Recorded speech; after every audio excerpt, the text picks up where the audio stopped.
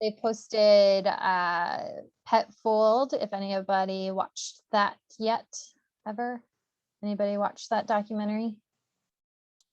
What was it called again? Pet Fold. No, I haven't seen that one. Woo! So one of our students posted it. I recommended it a while ago, and then it's hard to, like, you have to buy the documentary. Like if you try to see it on like YouTube or whatever, they used to have it on there, but now they like make you pay for it. But she found it with Spanish subtitles, so whatever. So she posted it on our VTNE prep crash course page. But it's about nutrition itself. And so it's a little extreme in some cases, like they talk about pet nutrition in the United States and like what happened in 2007 with the pet food recalls, and then also in 2010. They talk about raw food, of course, and then also like ingredients and like where they get the ingredients and why we have dry food, which is kind of cool, like the history behind dry food. So I like that. They talk about AFCO, which is good. So you guys get an understanding of AFCO, and then also like what the definitions mean. So especially if you didn't have a lot of nutrition in school, I think it's a good documentary to see.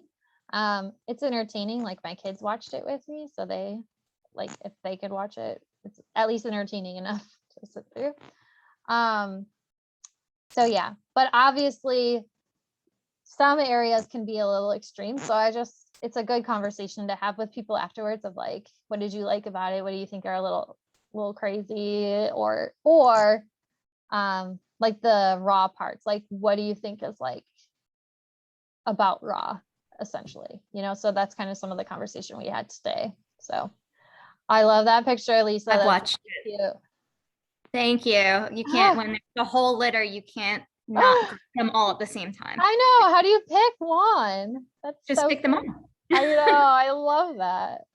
So you watched Pet Fold. I've seen it multiple times, and I use it for my students in class for animal science, and we use it for teaching not just about nutrition overall, but really deciphering information and their sources, and how documentaries are written, and how to pull the information that you need for yourself from it. Absolutely. I love that. That's exactly what I did with my students.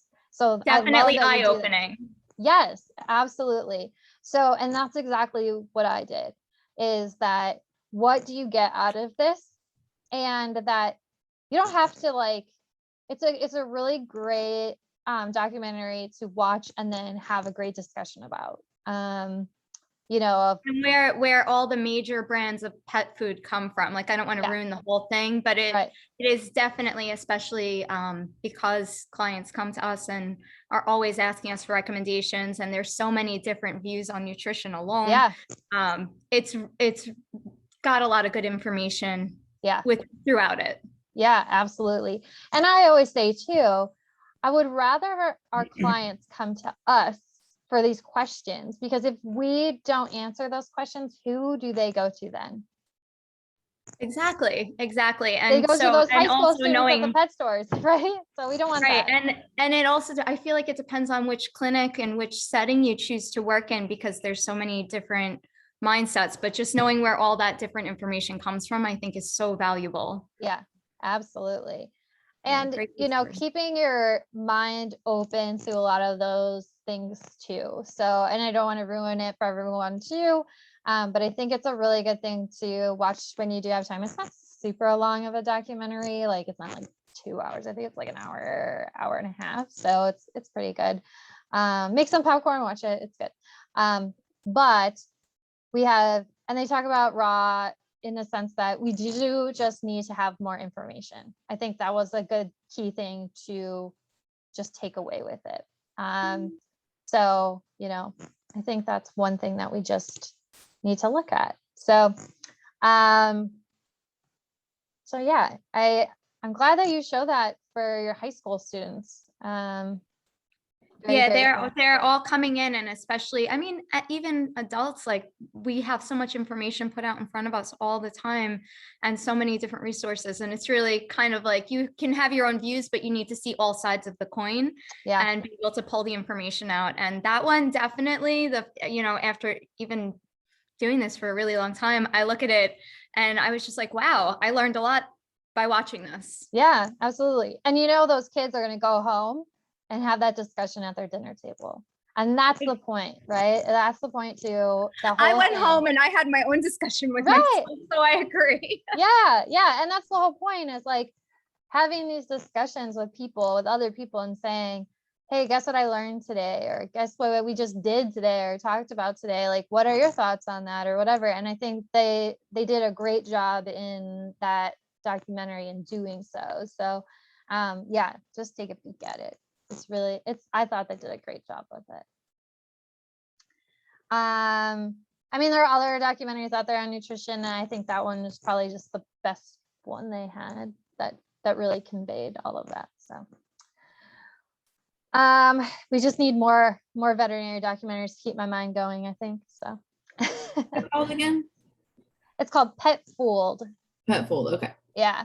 Yeah. So if you I guess if you go to our Facebook, the Crash Course page on Facebook, if you look up like like she tagged it as nutrition for her post, you'll be able to find it easier that way, she said. So, but you just have to deal with the subtitles, so it's not that bad. So yeah, okay, so anesthesia. Any questions of anesthesia that you guys have off the bat?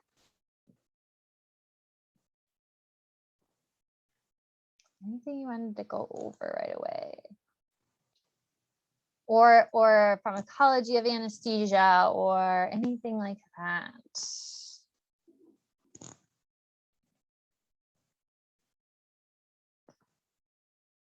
Everyone know all of your drugs for anesthesia? What is the most,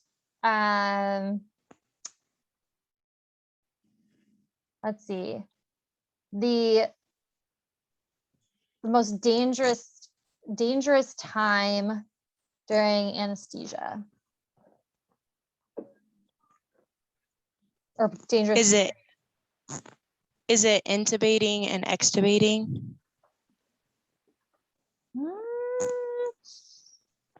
Sort of, you're close.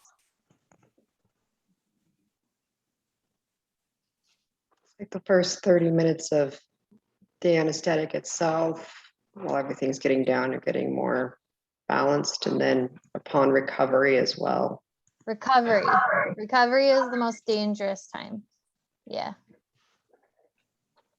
Because they don't have an airway anymore. And who's monitoring them usually?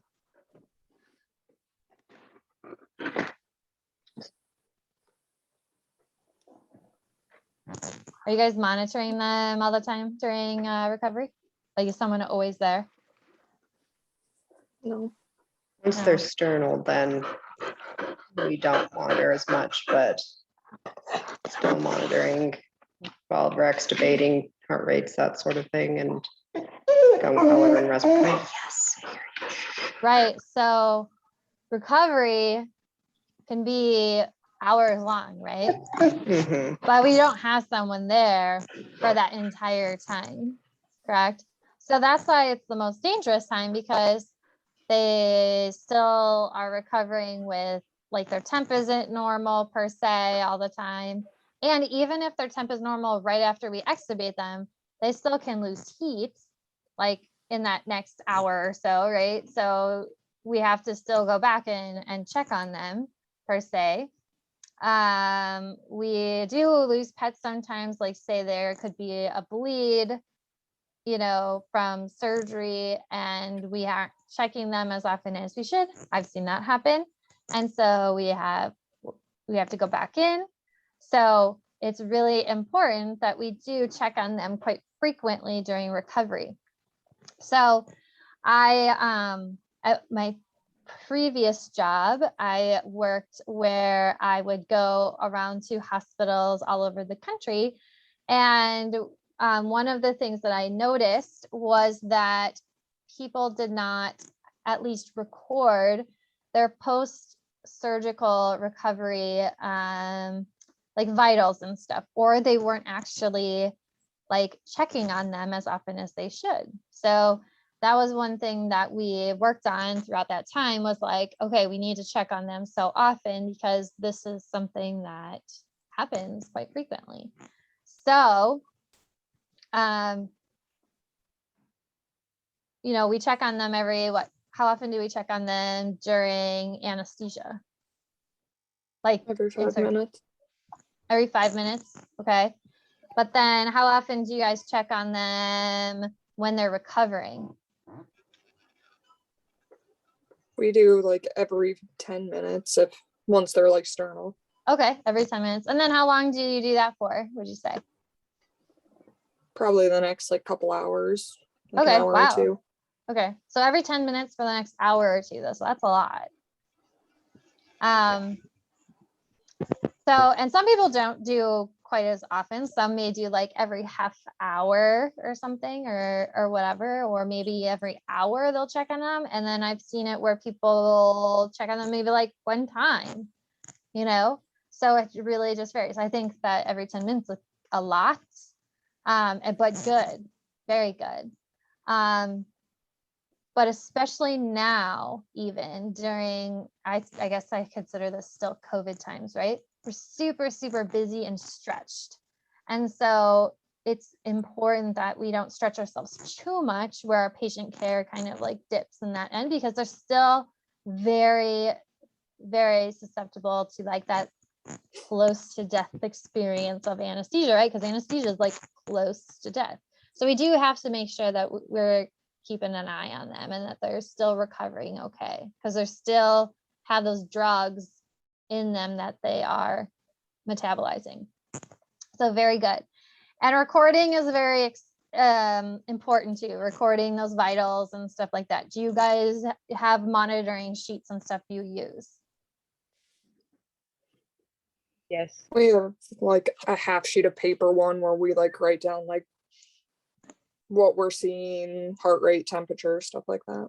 Fabulous, fabulous. And do those sheets end up like going in medical record, or what do you guys do with those sheets? We scan them into the medical record. Awesome, very good, very good. Anyone use like electronic sheets or anything like that, or like are all of your medical records like completely electronic yet, like including monitoring sheets? You're like, oh my gosh, no, that's too much work.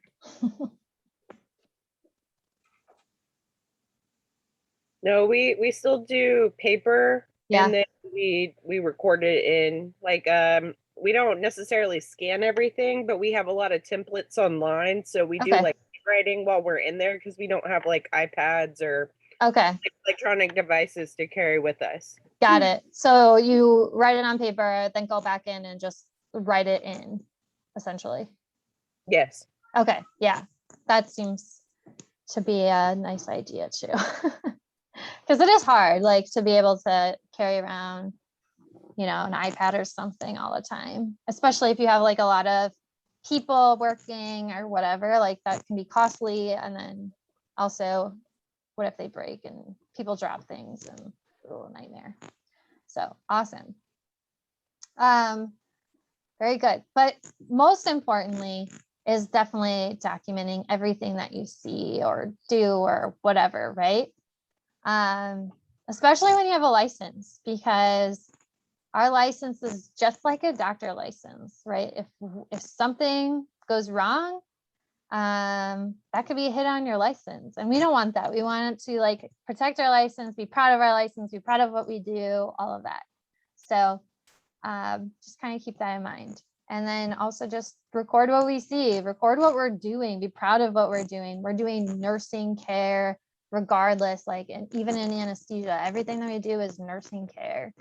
Even though I hate saying nursing because nurses don't like that, but essentially during that time, it is nursing care. That's just part of our umbrella term of being a veterinary technician.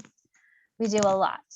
So also in the anesthesia area, when you do your vitals and stuff, say you're giving a medication during that time, also recording what you're doing or giving at that time too. So it's a lot of work when you're doing like an anesthetic procedure, that you are like giving medications and you're recording the vitals, like you're busy during that whole time of doing that. So it's hard because who has been in an anesthetic procedure, like monitoring already in surgery? Anybody? I have. Yeah, awesome. Isn't it so much fun?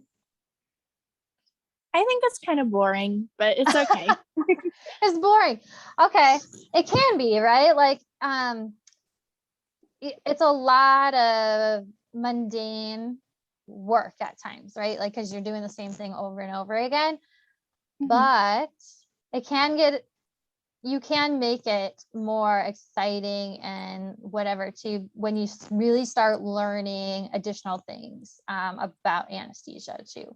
So about your patient and changing up different ways of doing anesthesia, rather than looking at it and just being like, okay, I'm going to put my patient at 1 liter of oxygen and 2% isoflurane every single time, because we don't do that. We shouldn't be doing that. Not every patient gets the same thing, right? So how many of you guys put your oxygen at 1 liter for each patient or 2 liters for every single patient? Anybody? We do at our hospital, it's 2. Yeah. Why should a cat be at 2 liters of oxygen and a Labrador be at 2 liters of oxygen? Why? Like, Doesn't make sense. it doesn't, right? Yeah. And then you get your cat and it's like 96 or 95 degrees when it comes out of surgery, right? It's super cold. Oxygen is really, really cold, and you're wasting oxygen and you're overdosing your cat on anesthetic. So when you put your oxygen at 2 liters of oxygen, that means that your isoflurane is 2% of that oxygen is going to be isoflurane. So if you put your oxygen at maybe 0.5 liters of isoflurane, or I'm sorry, 0.5 liters of oxygen, 2% of the isoflurane would be going into that oxygen, right? So 2% of the half liter of oxygen would be isoflurane. So you see the difference of how much ISO you're going to give your patient. So you're actually varying your drug to your patient. So you're actually giving more ISO to your cat if you give 2 liters of oxygen as well. And it's a little thing. So we have to be able to do our calculations of oxygen to our patients and correctly, so that we can give them, you know, the appropriate amount of drugs. So just like we do the appropriate amount of buprenorphine, we need to do the appropriate amount of isoflurane. So this is like us giving every patient 5 mils of buprenorphine. Like, what, we would never do that. So we're going to do our calculation of that and figure that out. So that's kind of what makes it fun too. So you can also say, okay, well, say our patient is starting to wake up. Does that mean that we need to turn our isoflurane only up? No, we could just turn our oxygen up a little bit, and that would give us more isoflurane. So there's different ways that we can help our patient to give them more drug if we needed to. And then same thing with monitoring too. So what monitoring parameters do we use? Or what monitoring parameters do you guys use? heart rate, rest rate, SpO2, end-tidal CO2. Blood pressure, Blood pressure. Yep. Okay. mucous membranes, Temperature. Temperature. My favorite. Not my favorite, but one of my favorites. Okay. capillary refill time. I don't know if it's been said already. Okay. Perfect. Amount of isoflurane being, or like anesthetic gas being delivered, the percentage. Perfect.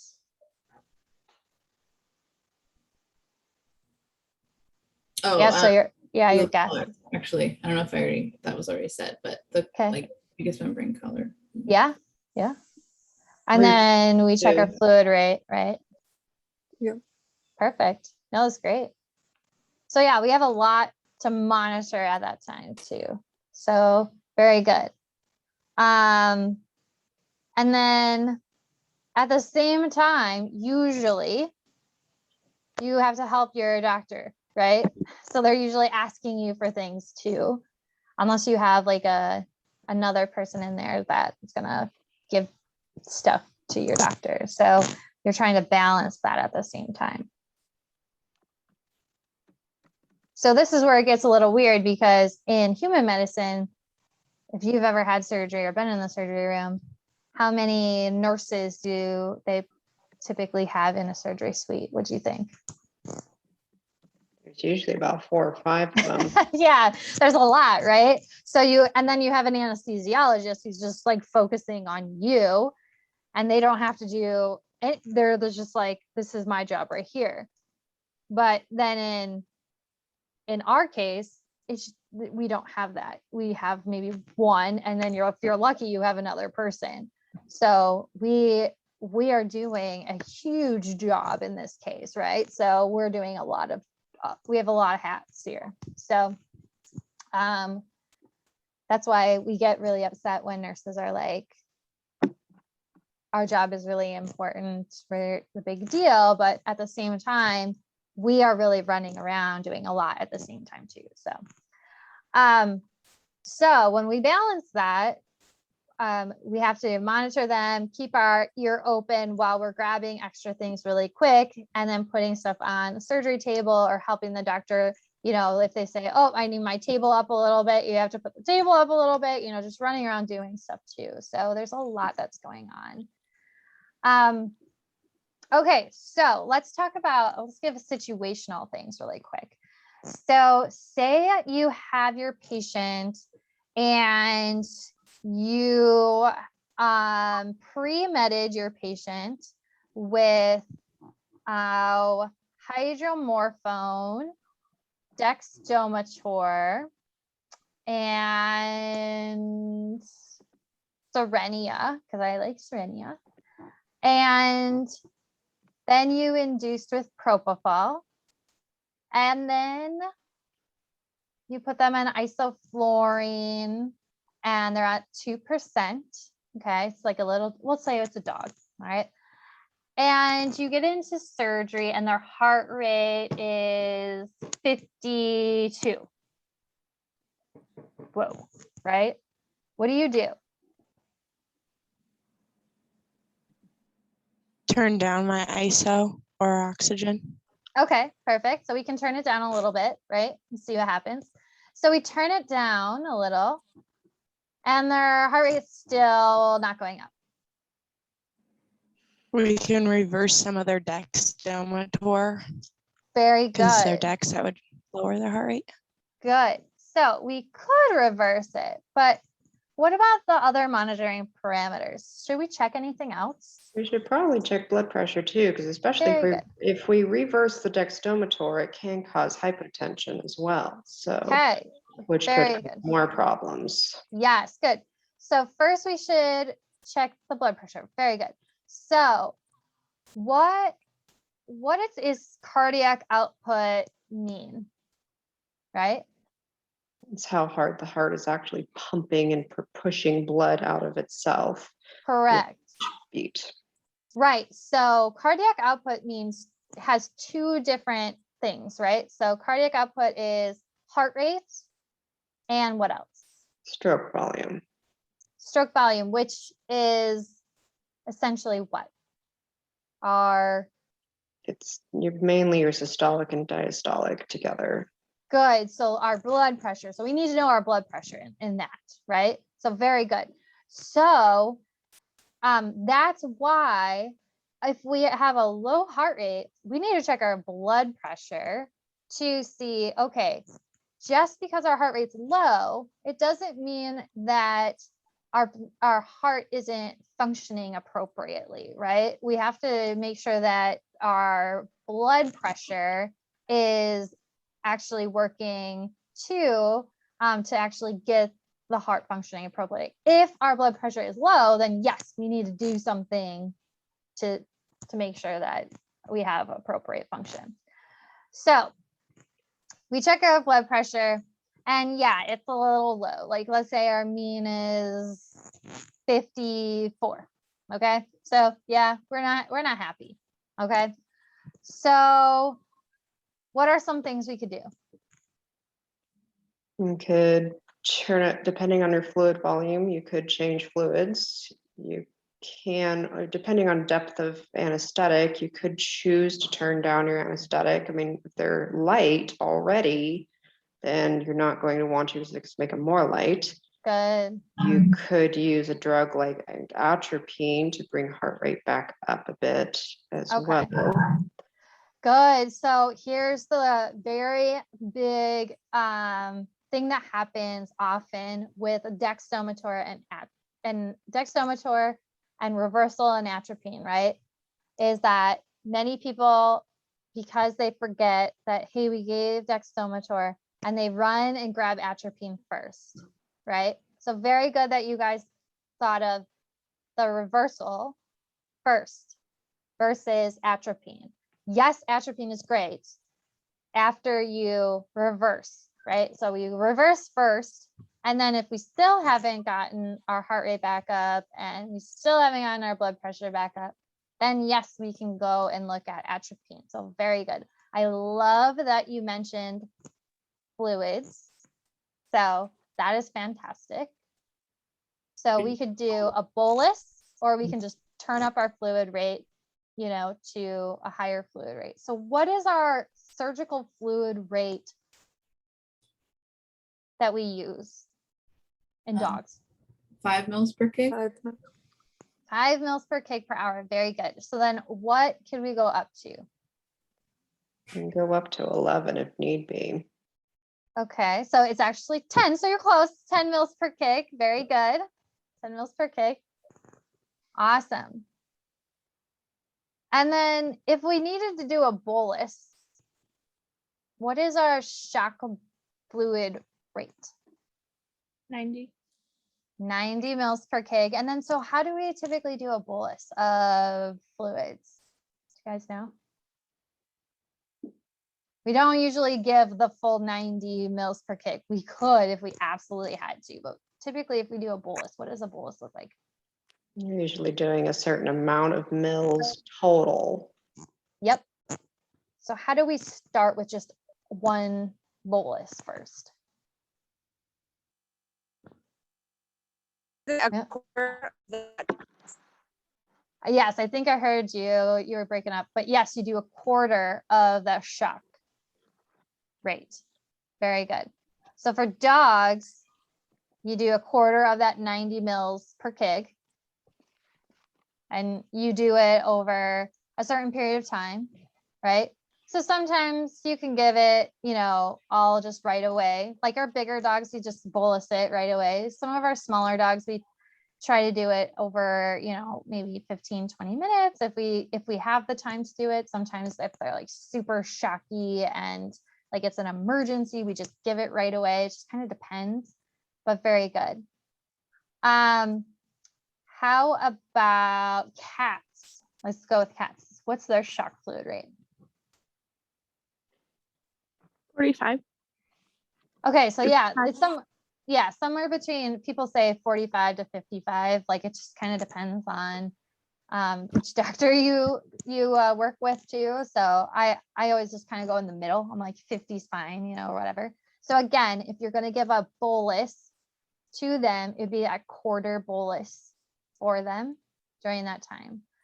So if their blood pressure is really, really low and you need to give something to them, if you've already tried turning them down to as low as possible and they're pretty light and it's not working, maybe they're hypotensive, right? So we need to give a fluid bolus.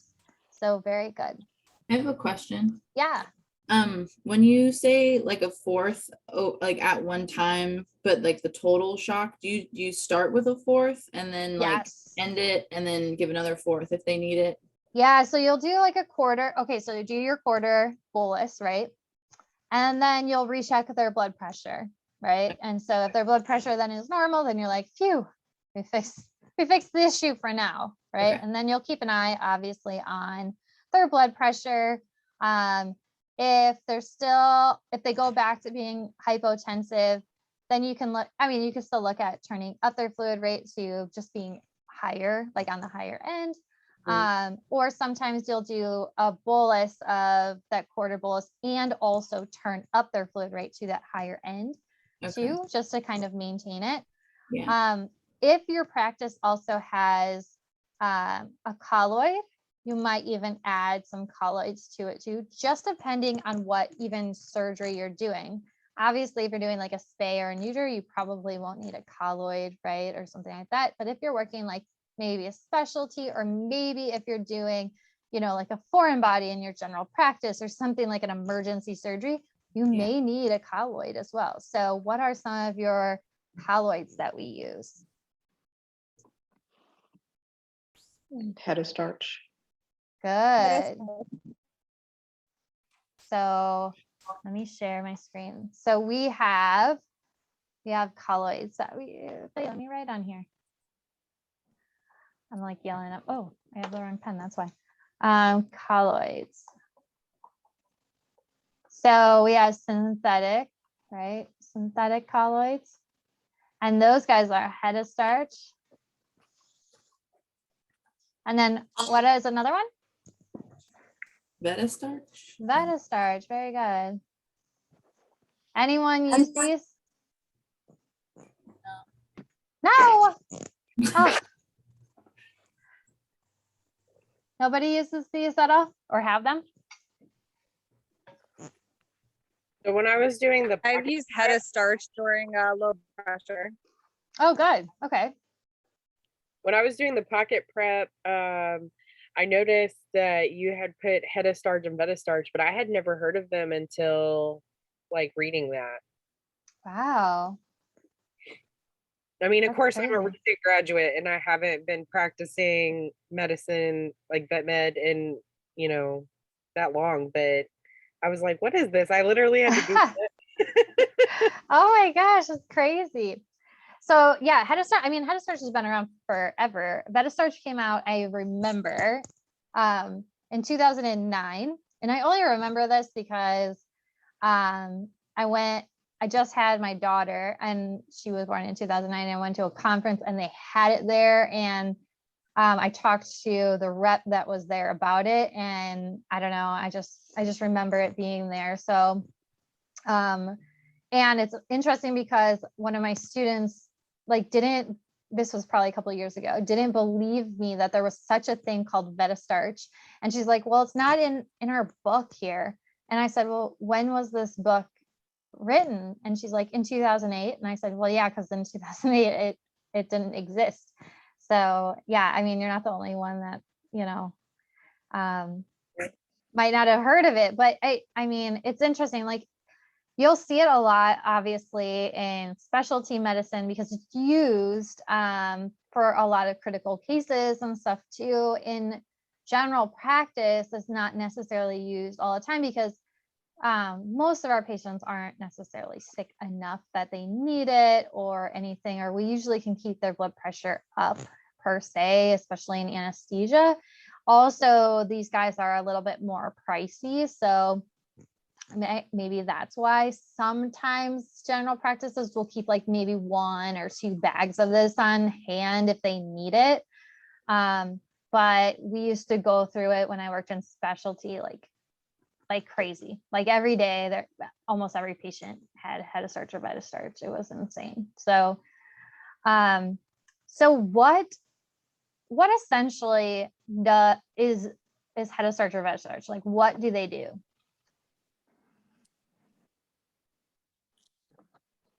Like, what is it?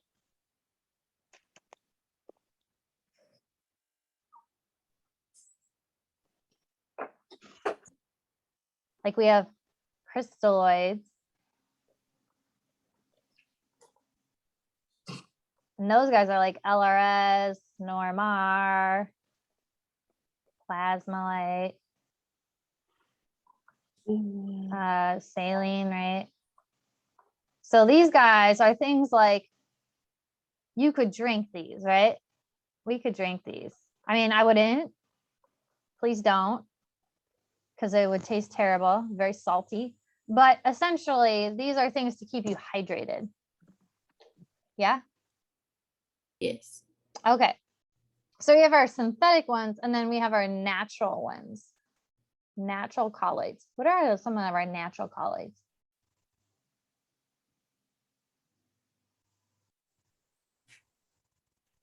Plasma. Plasma, yeah. What else? Whole blood. Yeah, whole blood.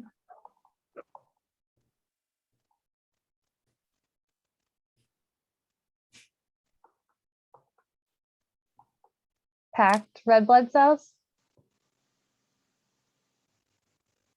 So essentially, if we had whole blood and we spun the whole blood down and separated them out, we'd have plasma and then packed red blood cells, right? Then we have other things like I always spell it wrong. Precipitate, that's totally wrong of how to spell it. Cryocipitate, we have platelet, rich plasma. There's like a ton of stuff, a ton of different things, right? We have von Willebrand factor plasma too. There's all different types of things, right? So those are our natural colloids. So this would be vampire things that they would drink, right? That's kind of how I describe it. Unless you're a vampire, you're not drinking that. So these colloids are things that are like protein building, that plug up our vessels, essentially, so that our vessels are not just like tubes like this to get these fluids to stay in the veins, right? We do have these little tiny holes in the vessels that we do need, like albumin, to come through and plug up the holes of which is a protein, so that these fluids can stay in the vessel and keep our blood pressure up. Does that make sense?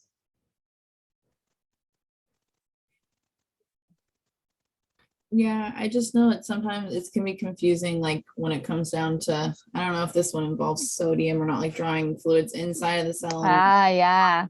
Pressure, I don't know, that always gets me. Right. So yeah.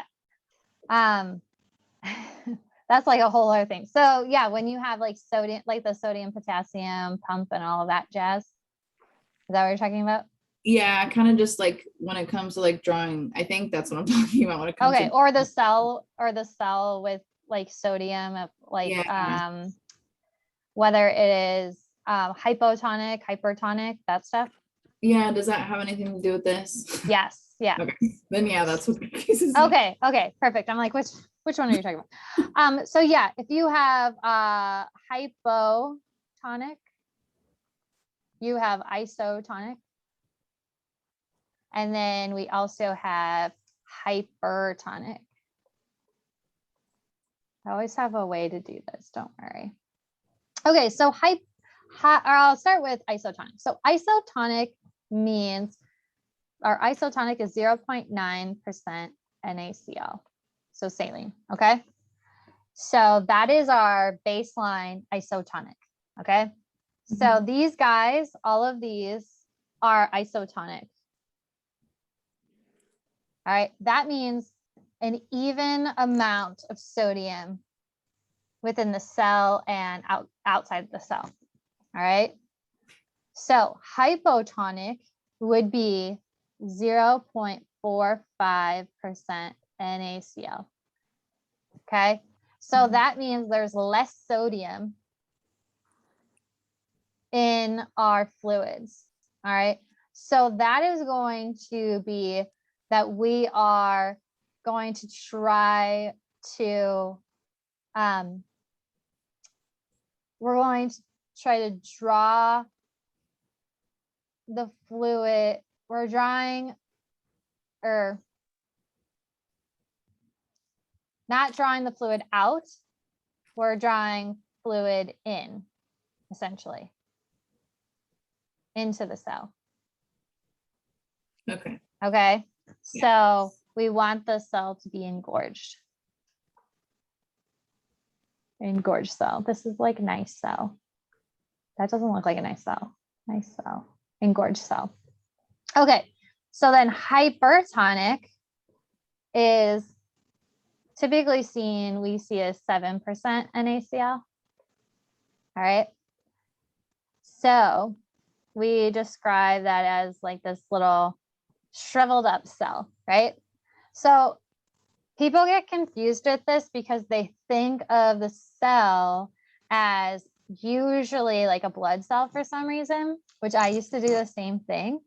But think of it in the body as where we are taking the fluid out of. So when we use NaCl, like a hypertonic NaCl, we usually use it a lot of times, like for head trauma, right? So we have a patient that comes in, say they got hit by a car and got hit in the head. We'll use 7% NaCl because there's brain swelling, right? And so what we're trying to do is we're taking this high amount of sodium and we want to pull that swelling or that fluid out of the brain. So we want to shrivel up essentially the brain, not really shrivel up per se, but bring the swelling down, right? Yeah. So the sodium, if you think of like when you eat a bunch of chips, which I really want chips right now, honestly. When you eat a bunch of chips, it makes you want to drink, right? So because it is pulling out all of that water that's already in your mouth. So that's kind of how it works versus how your brain kind of wants to think for some reason. So yeah, just think of head trauma, of how that works. And so even when, say, you are thinking about like you need a blood pressure boost, right? What you can do is you can give hypertonic saline to a patient. And what it does is it pulls the fluid out of other sources and brings it into the vessel per se. Okay. So it's like different than the way that we would think, because we're always thinking, for some reason, our brain is thinking from back when we first learned it, maybe in, you know, biology or whatever, because we learned it based on a cell, which we think now is like a red blood cell. So we're thinking, oh, it's shriveling up red blood cells, but it's actually taking it out of a different source and bringing it into the vessel. If that makes sense. Yeah. Okay. So, but hypotonic is essentially taking it out of the vessel and putting it back into other space. So say you have a high blood pressure or, you know, stuff like that, and it's going to take it out and put it somewhere else. Thank you. Yeah, I know, it's very weird. So we should have better like drawings, like, okay, maybe we like put a dog here and then just like pull it out, put it in, that kind of thing. So, all right. Okay, so when we talk about synthetic head starch and veta starch, so head starch was obviously invented first because remember I said VetaStarch came out in 2009. You guys don't need to know when it was invented. That's just a stupid, like, good to know thing, I guess. But head of starch came out first, and it was essentially there for humans. So head of starch, H being for humans, right? And then they were really smart, and then they said, oh, we'll make VetaStarch for veterinary use, right? Wow, they're so smart. So why do they make one for veterinary use? What is the benefit of VetaStarch?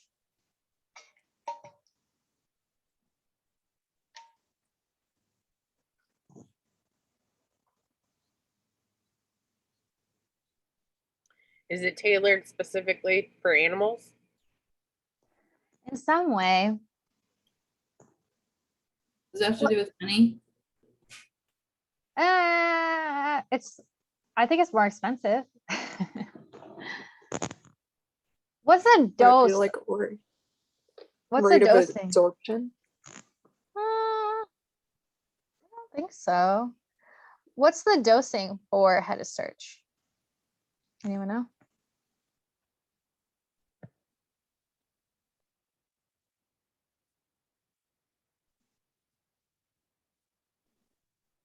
About 20 mils per kg. Good, per day. Good. 20 mils per kg per day. Awesome. What about VetaStarch? It's almost double that. It's more, yeah. So it's 50 mils per kg per day. So we can give more, a lot more to our patients so that they can, for many reasons, right? So to build protein, like to help build protein, and also to help build, if we need it, to help with blood pressure as well, right? So what if we give too much? What are some complications that we see? What is a big complication that we could see?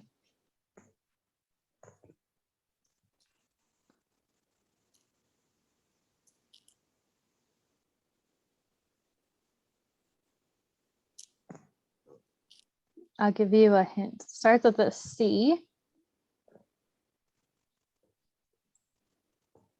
And it ends with apathy. Cardiopathy? Oh, no. Well, that's a good guess. Coagulopathy? Yeah, coagulop. Now I can't spell it. Coagulop.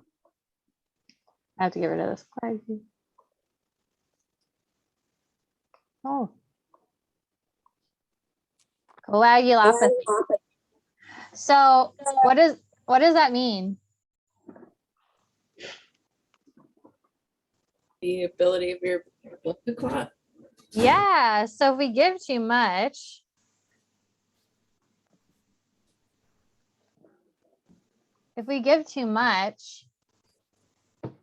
then what's going to happen? Their blood is not going to be able to clot appropriately. Like their clotting factors aren't going to work appropriately, and they could bleed out, right? So we don't want that. Also, there's some reports that they could have some renal issues. So we don't want that either. So we have to go by these guidelines right here. So we also can give boluses too. So it does say like 20 mils per kg per day. So that doesn't mean that we have to do an hourly rate on them. Okay.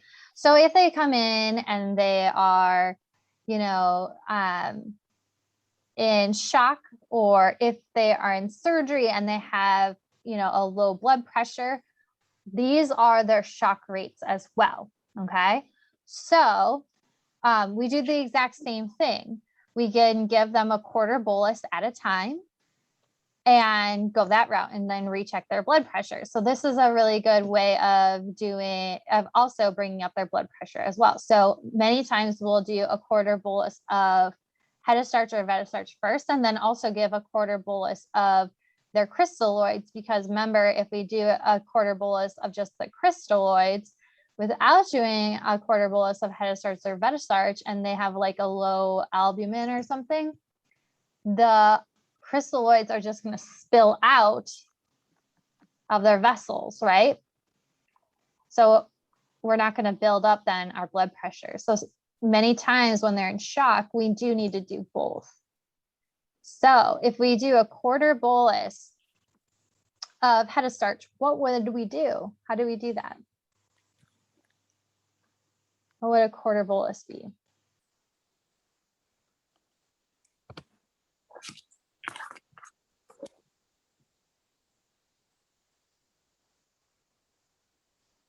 So so if you take a quarter bolus of 20 mils per kg per day,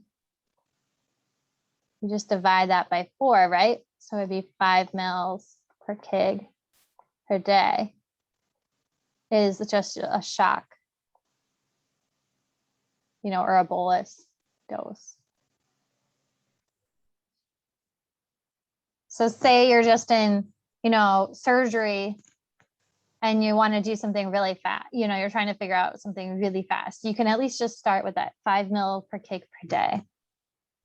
Or 5 mil per kg, I should say. It shouldn't be per day, but 5 mil per kg bolus, you know, and start that route for Hetastarch.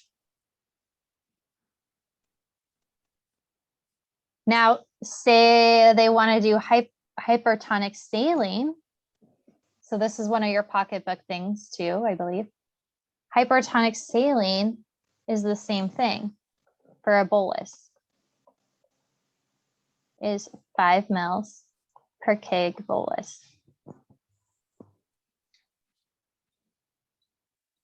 Now there's also something called turbo starch.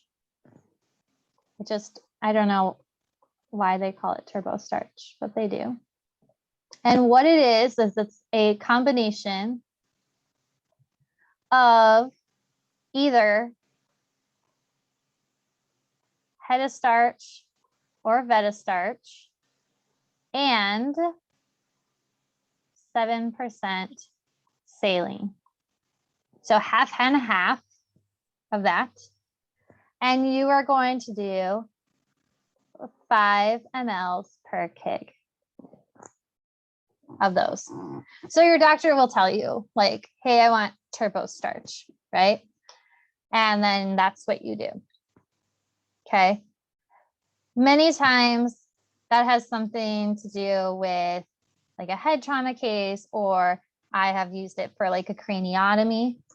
Again, I consider that head trauma, obviously, because that's major head trauma. Okay. So these are for like really critical animals, right? So not, again, something that you typically do in a general practice setting, unless something comes in that, you know, is like a walk-in a very emergency case. But it's really good to know and have like, again, in your pocketbook, because you just never know what might come in one day, right? Especially now during COVID, because it just seems like, oh gosh, our emergency places are so busy. I don't know if anyone else has had issues too, but we have called over to try to transfer cases to our emergency places nearby, and all of them literally are not taking any cases in. So, and I work in Chicago, and like every single emergency and specialty place, like, are not taking any cases, like refuse to take any of them. So not sure if you guys have that issue or not. We just had an emergency clinic that was a 24-hour clinic have to cut down to not being open 24 hours because of that.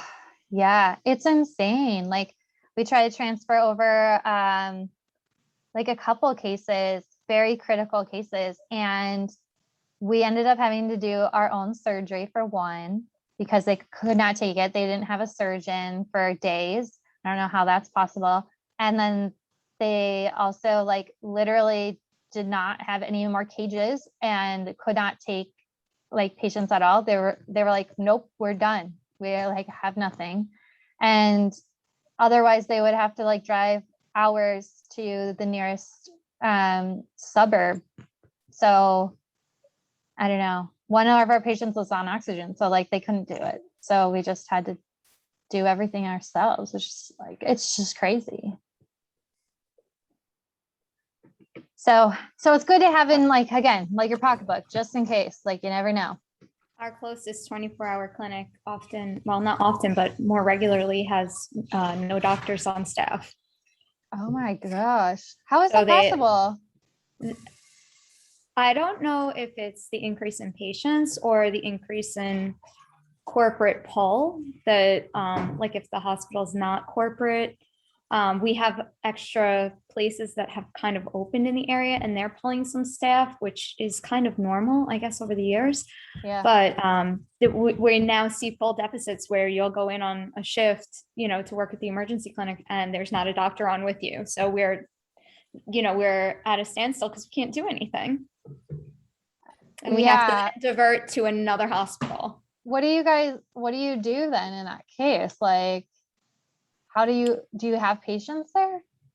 It's only patients that are there for, monitoring and rounds. Oh, okay. With a doctor on call. And then you're just following with whatever's on a chart. What their orders are. And in contact as needed. But there will be, a hit by car that shows up because you're at an emergency clinic. And it's, do you stabilize it? Right. Yeah, and then send it off. We're trying to get the next nearest place. And in a perimeter, we have two, but they're both about at least 30 minutes out. Yeah. Are you guys that sometimes you don't have 30 minutes. Yeah. Are you guys like trying to hire or like what? Have been I only per diem there, but I'll be honest, I don't per diem there much anymore because it's very stressful. Where are you located? Long Island. Okay. And I see this across Long Island because, we're preparing the students for these types of fields, and a lot of them do go into veterinary related fields. And it is in general practice, it's in emergency, and I think veg is pulling a lot of people right now, so they're doing pretty well.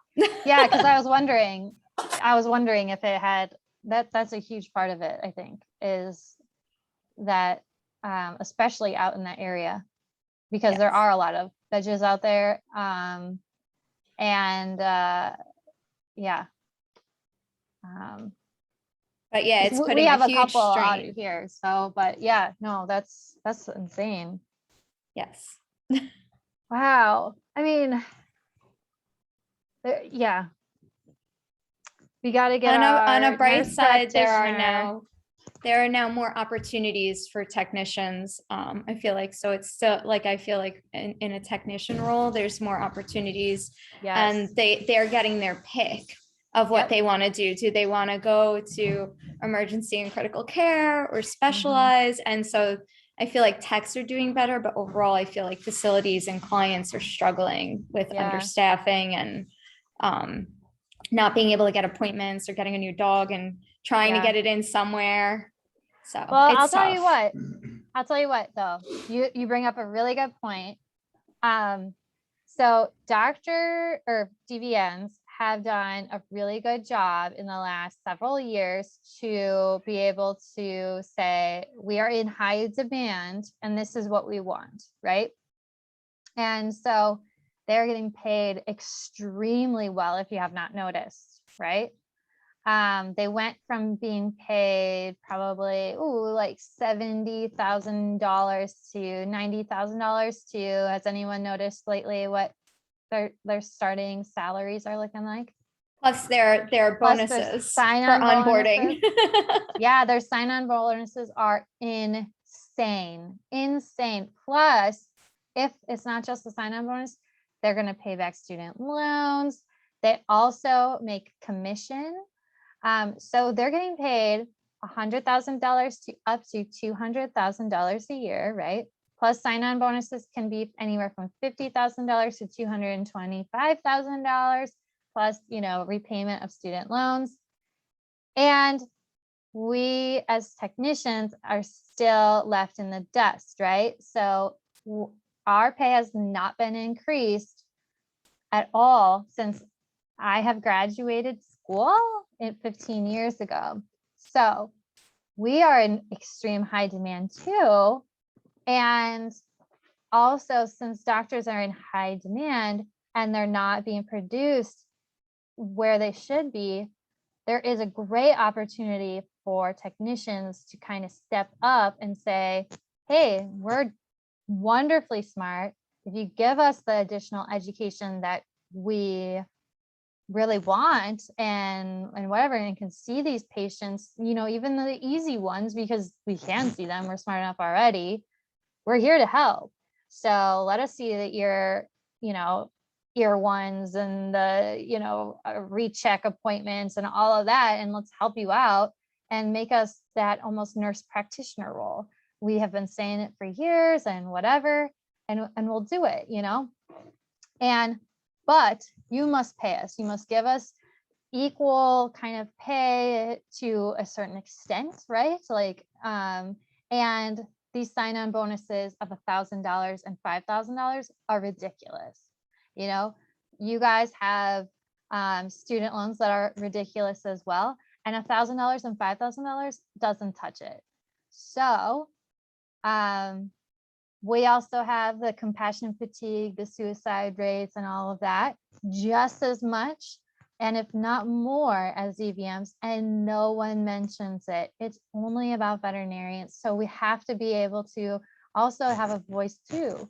So we have to have like the benefits and everything too, to be able to have a comfortable living style as well. We work just as hard and just as long hours as veterinarians, and it's not easy for us to take days off. I just had a veterinarian the other day who said to me, you know, if I were a vet tech, I would have taken today off, but I can't because I'm a veterinarian, and you know, it's just not possible to take the day off. And I was like in my head going, well, you might think that, you know, vet techs can take a day off, but we can't take a day off because we can't afford it, you know? So the veterinarian might not feel like they can take a day off because they have responsibilities to see patients, but vet techs can't take days off because they can't afford it. And so there are other factors. And I think that we have to all have an understanding of one another and the reasons why maybe we can't take a day off, or the reasons why our profession is very different from one another, you know? So yeah, we need to start speaking up and not just accepting the reality of what we actually live in. So I did write if you haven't seen it, it's on the website for VTNE prep, but I actually did the math of what technicians can actually get paid if our practices did the math of what a veterinarian makes in the practice versus what technicians make for the practice too.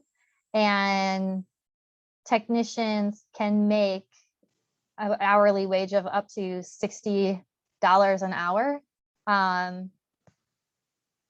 based on what they make for the practice. So the idea that hospitals can't afford that is crazy. So that's just my soapbox right there. So I would read that little blog if you haven't read it already. So yeah, but you're right. Veg has stolen a lot of people.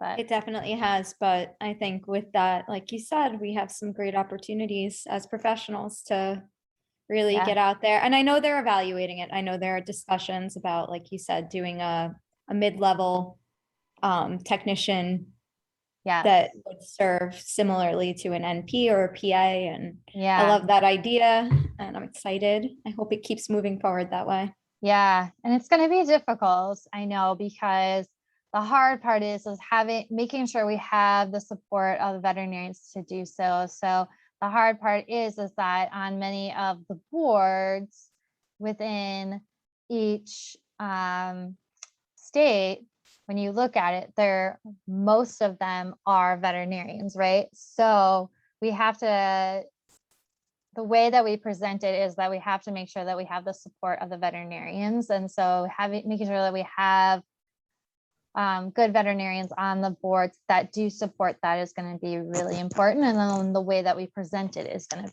be important too. So my hope is that we present it really well and have the support by those veterinarians. So I think hopefully we have some progressive veterinarians in the field and see the opportunity as something really good, and go from there. So, because otherwise I don't see a way out of what we're currently in, you know. Also comes down to them valuing us for like what we do, and absolutely really wanting to kind of, you know, go out on a limb for us and like absolutely and, like show us respect that we deserve. Absolutely. I mean, it's just insane. Like I read a post yesterday on Not One More Vet where someone wrote like that they didn't get a raise this year. And I just can't believe it, because hospitals are making a ridiculous amount of money this year and last year. How can they not get a raise? You know, like people should be getting a crazy raise this year because we know that they can afford it. So if they're a part of a corporation, or even if they're not part of a corporation, where's that money going to? Because if it's not going to like equipment, then you know it's going to the top people at a corporation or the owners, and that's not right. Yeah, you know, you're complaining. It's just like, I don't know what's going either. Like it's, you know, it's not going to us. Right. And so you know exactly that that's not valuing your staff.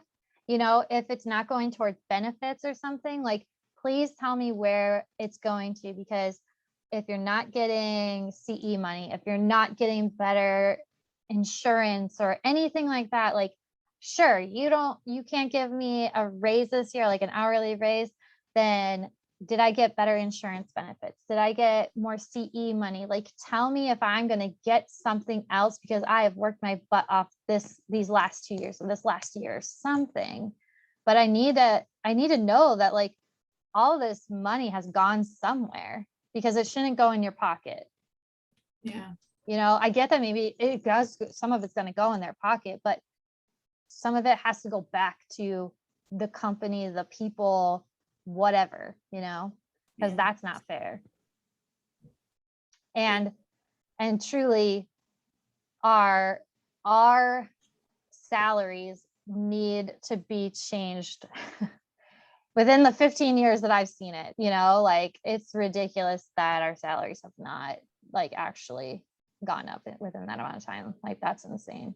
And we should not be paid what people in food service make, you know, or whatever. Like we need to have that evaluated. Exactly. Or a bus driver, or, you know, like we could go and do something completely different. And that's why people do that, you know, like if you want people to stay in this field, then pay them what they're worth. Yeah, we could do something where animals' lives are not at stake. Yeah.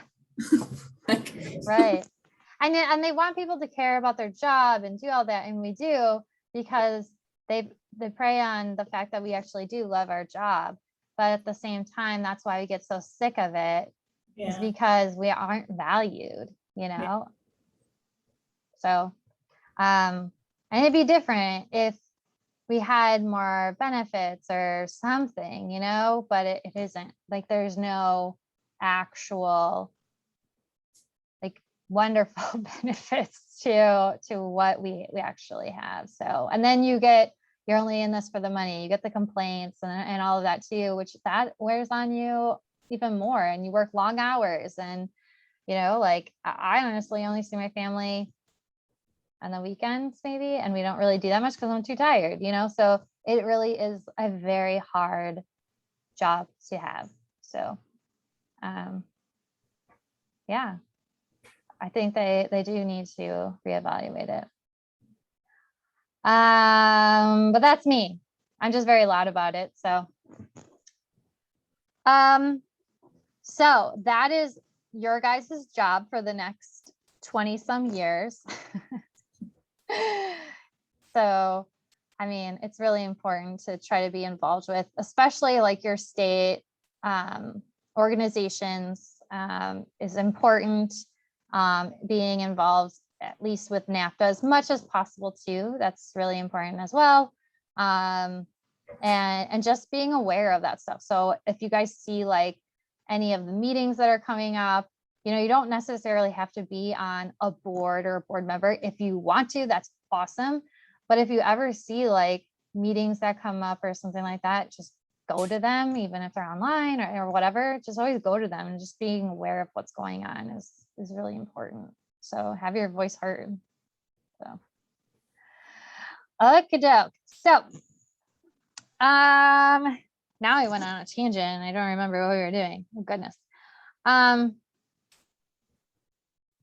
Okay, so we were talking about crystalloids, colloids.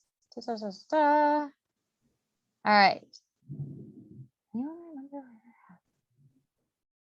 Okay. Any questions on the fluids that we were talking about?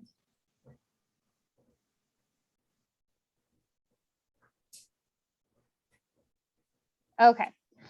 So let's go over our oxygen flow rate stuff and all of that, since that was one of the first things that we were talking about. So if we have a non-rebreather, non-rebreathing, and then we have rebreathing systems, right? So we have two different oxygen flow rates.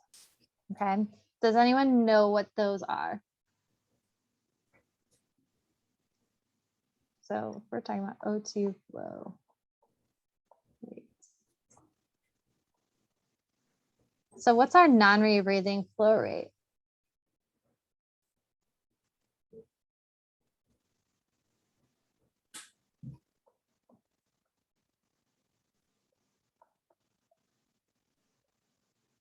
Does this sound familiar? Sure. Sure, okay. So that's our non-rebreathing flow rate, okay? Rebreathing is 20 to 40 mils per kg per minute. All right, so we actually have formulas for how much oxygen we're supposed to give to our patients per minute. All right, so say we have a, let's do a 7-pound dog. Oops. 7-pound dog. If we have a 7-pound dog, what is going to be our oxygen flow rate for this dog? So first we have to figure out our kilograms.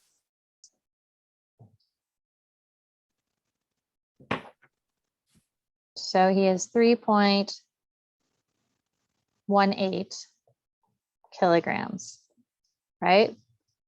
So 3.18 kilograms. So are we going to use, oh, I should tell you. So non-rebreather is used for what types of animals? Our little animals like cats and small dogs. Okay, perfect. Anything under 10 pounds. Okay, so typically we'll use it for animals who are less than 7 kilograms. And then these guys are anything bigger than 7 kilograms. All right. So we're going to use what on this guy then? A non-rebreather. Non-rebreather, perfect. So we'll do 200 mils here. And then we'll do our 400 mils here. So we're going to have a range, right? So if we have 3.18 times 200, we get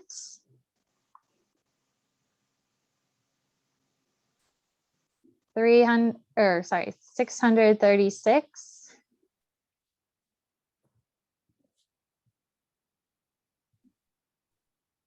Right?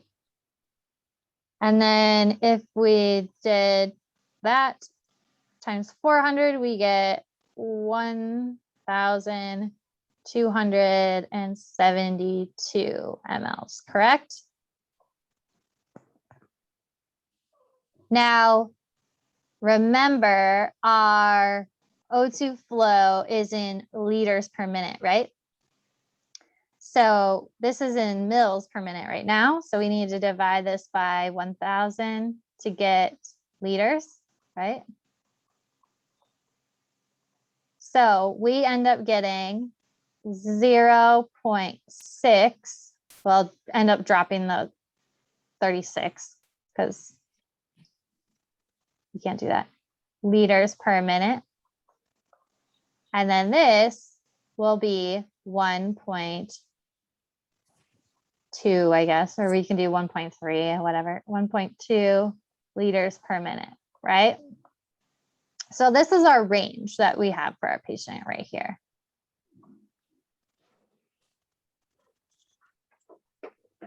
So what I typically do is when we first induce our patient,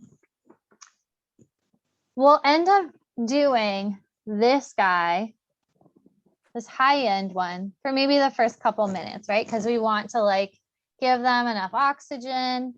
And also, remember how we talked about if we give an increased amount of oxygen, it also increases the amount of isoflurane we give, right? So we do want to give more isoflurane to our patient right away so that they do go under into a deeper plane, right? But then once we finally get them under, we do want to decrease the amount of oxygen and also isoflurane because we don't want to waste our oxygen and we want to keep and conserve our heat as well, right? Because oxygen is pretty cold. So we will maintain our patient as long as, you know, their SpO2 is good and then they're breathing fine. We'll maintain them at the 0.6, right? You can also maintain them somewhere in between, and if they need to be, you know, higher or whatever, lower in that, that's totally fine. But that is our range, right? But you don't need to be at 2 liters because that's too much. So how do we figure out how many mils per minute of isoflurane you're giving, right? So say your isoflurane you set at 2% isoflurane, right? And you are giving 1.2 liters per minute of oxygen.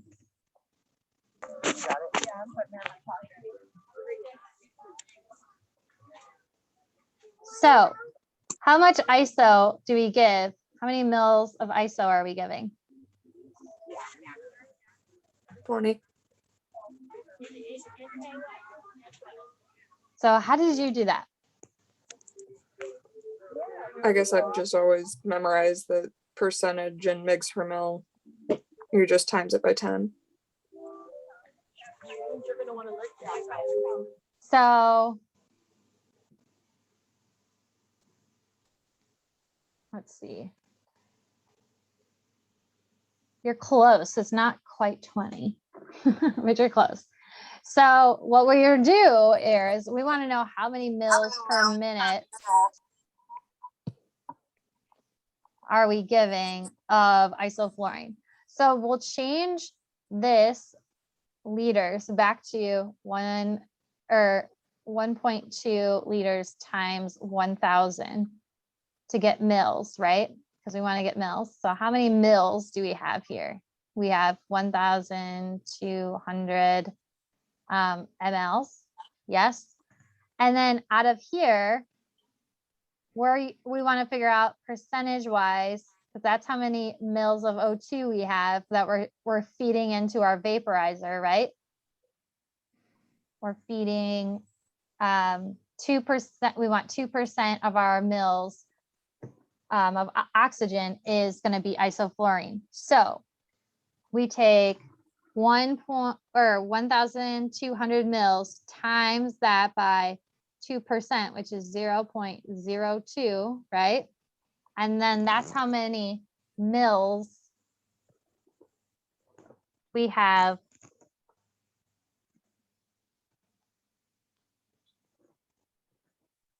of isoflurane we're doing. So that would be what? 24 mLs per minute of isoflurane. Yes? Does that make sense?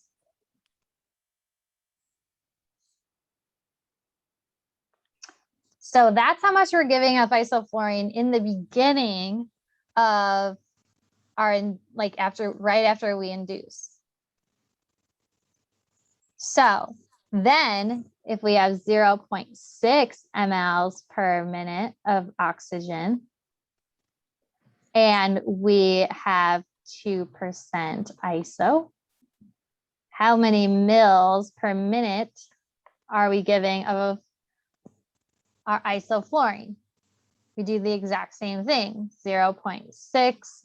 Oh, sorry, this would be liters. Liters times 1,000 equals what, 600 mils. And then we turn our percent here of 2% iso, right? 2% of that 600 mils is going to be isoflurane. So times that by 2%. And what is our answer in mils there? 12. Oh, 12. So 12 mils per minute is isoflurane.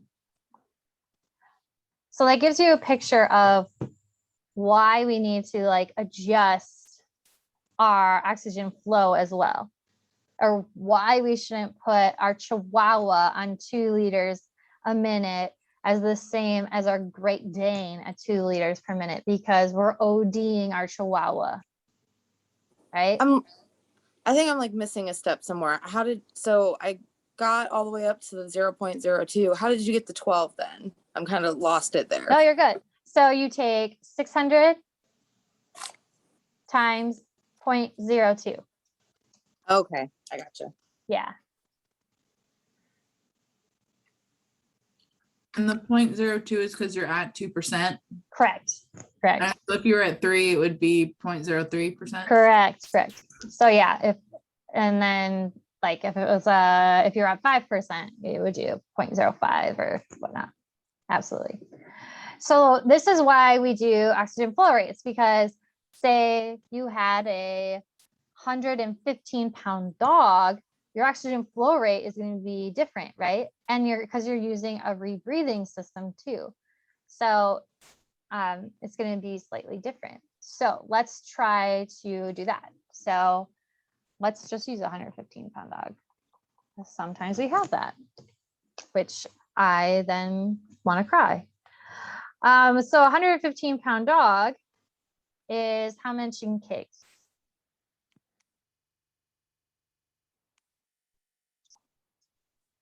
$52.3 kgs roughly.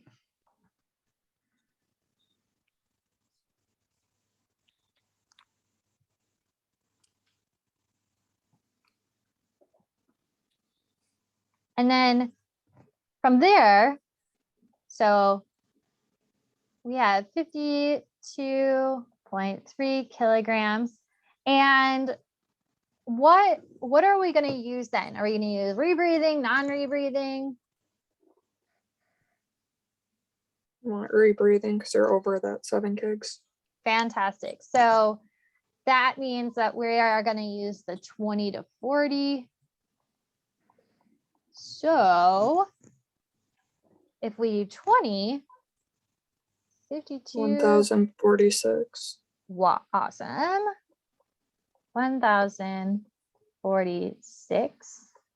And then this one is 2,092 mLs.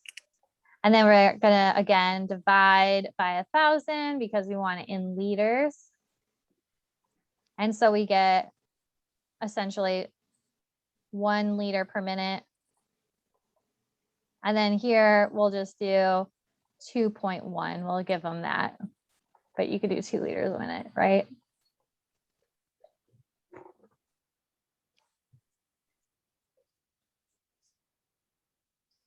But if you can see here, 115-pound dog already, it takes already a 115-pound dog to get to the highest of 2 liters.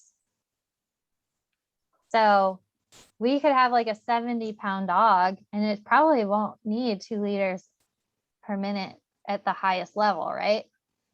So we're probably, if you're doing 2 liters of oxygen at your practice, you're probably ODing most of your patients.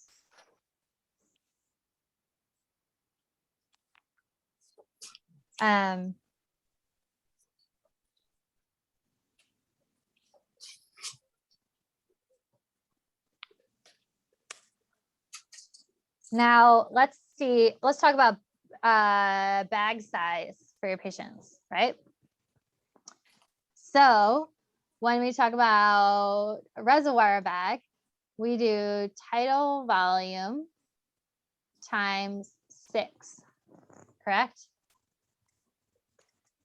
So tidal volume though is 10 to 20 mils per kg.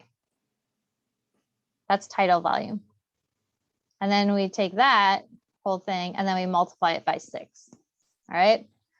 So what we'll do is we'll do 52.3 kilograms and we will do 10 mils and 20 mils, just like above. So 52.3 times 10 is 523 mils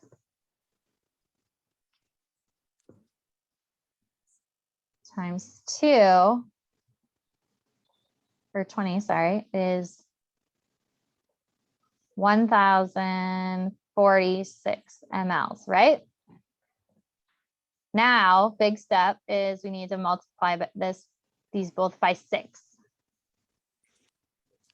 So 523 times 6 is 3,138.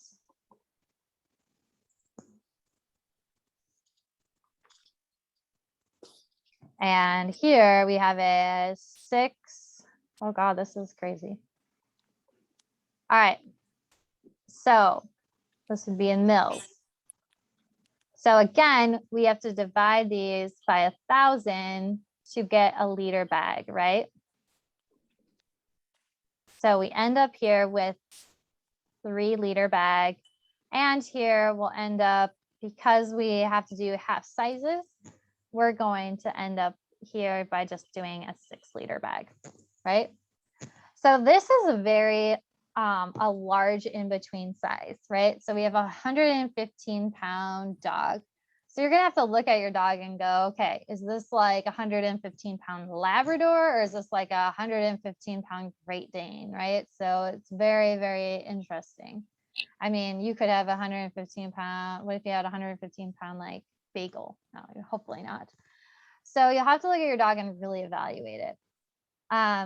You could do a 5 liter bag. Some people, they'll look at the dog, every single 115-pound dog and be like, that's a 5 liter, right? You could do 4 liter though. So you really have to base it on, is this a fat dog? Or is this like an actual 115-pound dog that's going to have a lung size that's appropriate, right? So that's why there's a huge difference in this. Does that make sense? Yeah. Awesome. So use your very wonderful minds in this critical thinking area. Perfect. Any questions on that one? Did you guys do reservoir bag stuff in school? Please tell me yes. Yeah, we Like did. it was real quick kind of thing. Oh my goodness.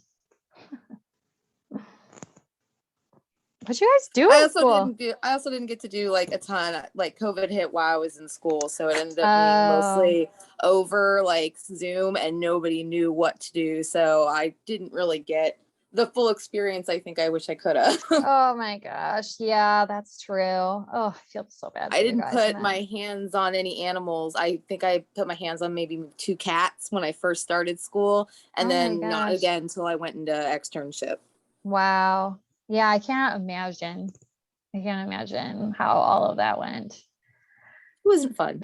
No, not at all. Absolutely not. Absolutely not. That's horrible. Yeah. Not the best experience, I'm sure. So these are, I mean, this is important, I think, and especially for anesthesia, because you can make anesthesia like very mundane and do the exact same thing every time. But that's what can make anesthesia very dangerous for your patients, because again, if you do reservoir bag by just like looking at each patient almost the same every time, you can create dead space in your patient, which makes this a little bit more dangerous, right? And just by looking at maybe a sheet of paper and be like, oh, he's 115 pounds, just give him a 5-liter bag. But you never looked at it and saying, okay, well, what's his body condition score? Looking at your patient, like almost doing a mini brief exam on your patient to make sure that, hey, you know, yes, your doctor looks at your patient, but it's really important for you to actually kind of look at your patient too. Every patient is very, very different. So doing these calculations, going, you know what, I think this patient's going to be better at a 4. Making sure that you know these calculations and saying, all right, well, I'm going to start my patient at a 2.1 for the first, 10 minutes or 5 minutes. And then I'm maintaining him at a liter because that's what the calculations say to do. And then same thing with these little guys, like you don't have to do necessarily these calculations on a piece of paper every time. What's really awesome is, hey, know how to do your Excel sheets. Like I created an Excel sheet for work that has all of the calculations for our drugs. All of these calculations are in here for not just me, but also for all the other assistants and technicians and even our doctors. So they literally only have to put in the kilograms for each pet, and then it calculates all of this stuff for them. So it makes it easier. And then I know that they're actually going to do it. So we have one of those at my clinic, and it works with all the emergency drugs and everything too. Yeah, absolutely. So yeah, creating those things. And that's like really what's good as a CVT is that you learn these things in school, and it's good to know these calculations, but also bringing it to your hospital and saying like, I really want to implement this. How is it going to be most practical every single day? Because you know that you might not be there every day to calculate this out for everyone. So how can I make sure that it's going to be utilized and practical for everybody? So creating these awesome sheets is perfect. And then when you calculate those sheets, like your emergency drug sheet, like we have the emergency drugs within that calculation sheet too, putting that into the medical record as well, because, hey, we print it out and then we highlight which drugs that we gave. You can put it into your medical record and say, this is what we gave or whatever too. So it becomes something that's implemented within their medical record too. So it's actually kind of nice, but I'm glad you guys have that for emergency drugs. You could just add to it if you really wanted to. Yeah, it's nice. We had one of the doctor's wives is an RVT, and she came from a different clinic to work with us, and she brought it with her. See, it's just wonderful. And then you don't have to worry about anything because you have the sheet available. And it's like if you didn't have it available, something would happen, right? Exactly. So yeah, it's perfect. And then all right, well, I could just grab that sheet really fast and then I know what to give right away. So same thing for like our drug sheet or whatever, like say, we want to give, like I have a couple like antibiotics on there too, or something. So like we're in surgery and they're like, oh, you know what? I want to give this. And then the doctor's like, they can't grab their calculator while their hands are in an abdomen or whatever. So they're like, hey, can you give, cefazolin really fast? Which, I mean, yes, I know the drug calculation for it and the dosage for it, but not everyone does, so they could just look really fast and be like, okay, I'll get that for you, no problem. So it's really nice to have those things available so that they don't have to go ask someone else or anything like that too. So yeah, the more that you can provide for everyone in the hospital and make it almost, it sounds weird, but standardized, it just saves a lot of time, and then everyone is on the same page too. So, and it's safe for the patient as well, and that's what we want. We want everything to be nice and even flow in your anesthesia so that you're not all running around like crazy. Okay, so anesthesia wise, let's talk about what we wear in our anesthesia room. What is the common PPE we wear in anesthesia or surgery? Surgery cap, a mask, a gown. Booties. Booties, yeah. Okay. Yeah. So if you're like a monitoring or whatnot, definitely surgery cap, mask, booties are key. If you are wearing like your outside scrubs that you've already been like shaving the pet outside with your scrubs on, wearing like a gown or something over your scrubs is awesome. If you wore a gown outside where you were shaving, you actually can just wear your regular scrubs inside of surgery. So vice versa is totally fine. So whatever you like best is great. I personally like to wear a gown inside surgery because surgery is always cold. So I kind of like that, but it's up to you guys. And then for the surgeon who's actually doing surgery, what do they wear?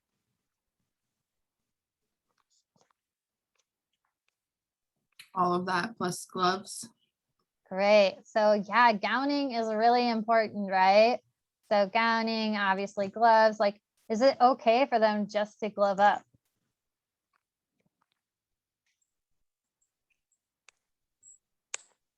Without a gown? Maybe it depends on what type of surgery it is. Perfect. So any surgery performed, I'll say this, any surgery performed in the surgical suite should be gowned. Now, what surgeries can be performed outside of the surgery suite? Dental, cat neuter. Yeah, cat neuter. So I say dirty surgeries, right? So what are like your dirty surgeries? So cat neuter? Dentals. Dentals. Yay! No dentistry in surgery. Very good. So dentistry, for those of you who have dental suites, like their own suites, you are so incredibly lucky, and that's wonderful, and I love that, but it doesn't always happen in every practice, and I get it. But if you have one, fantastic, and enjoy it. Ideally in our dreams, that would be fantastic to always have a dental suite, because then you can have like your own personal space, it's quiet, you can concentrate, focus, because dentistry honestly is gonna be huge in our future. So yeah, if you don't like dentistry, I'm sorry. But it's gonna be huge. So awesome. So yes, dentistry, not in surgery, because it's not clean, it's gross. So yes. What else can be done outside surgery?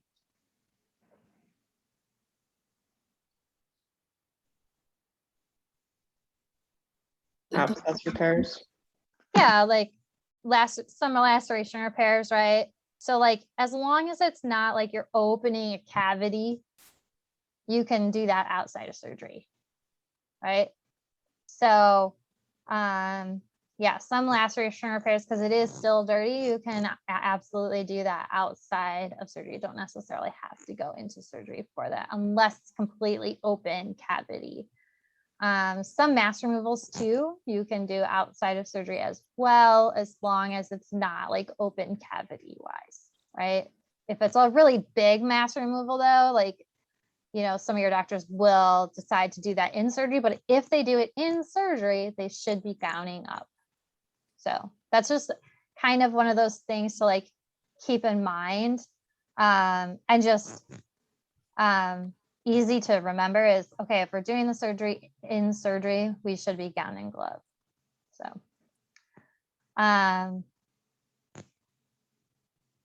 awesome. Now, how about surgery prepping? What do you guys do for surgical prep?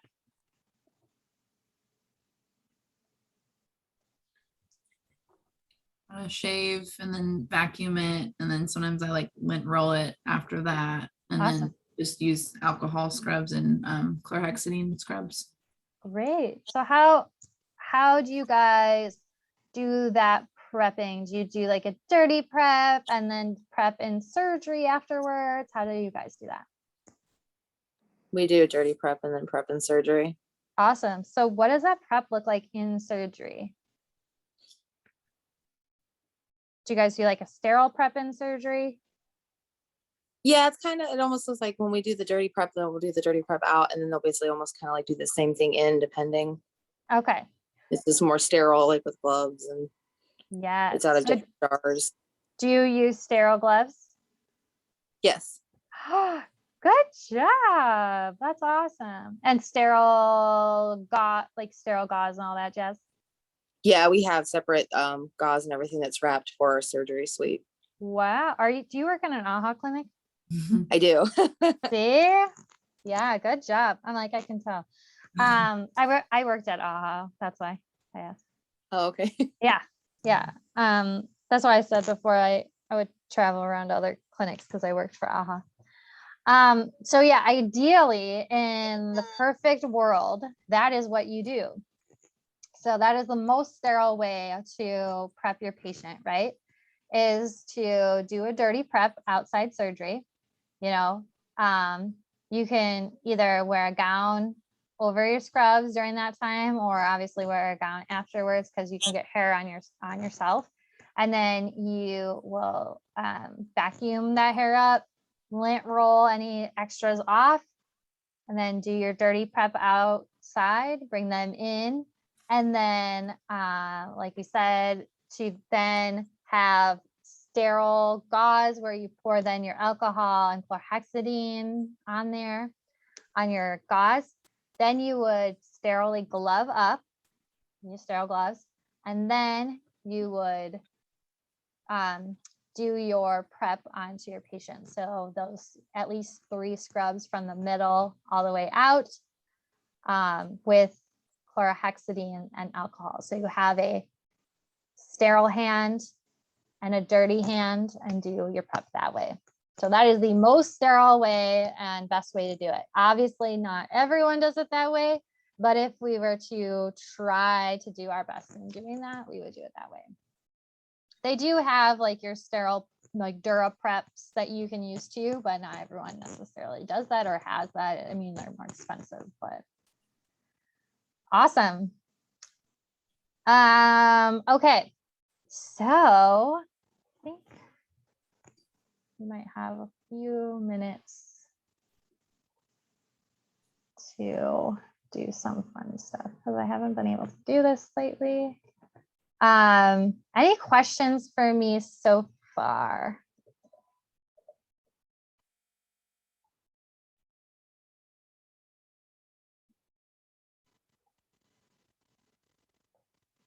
Nothing.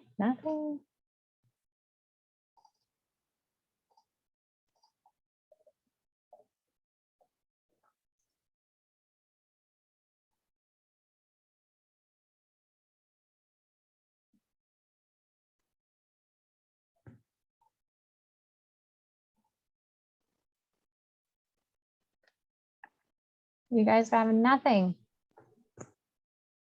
Is it possible to do an example of like a CRI? Yeah, we can definitely. I was gonna actually. do a game really quick, actually, but we can, hold on one second.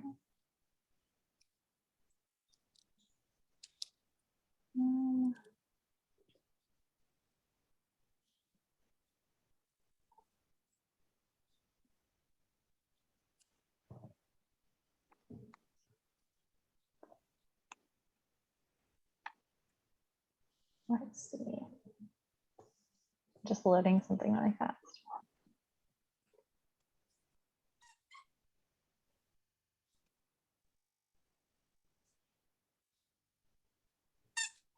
Oh, any day now.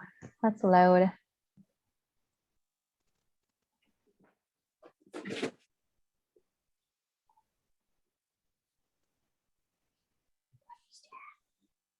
Where you go? That can wear a pumpkin. Let's see. Putting back in your pumpkin for you. Doesn't want to load.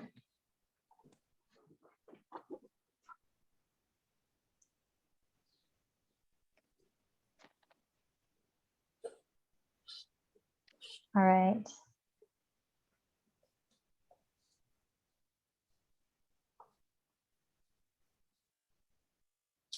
I'm sorry, I'm waiting for something to load really quick. So, Sit. Sit. Sit. There you go.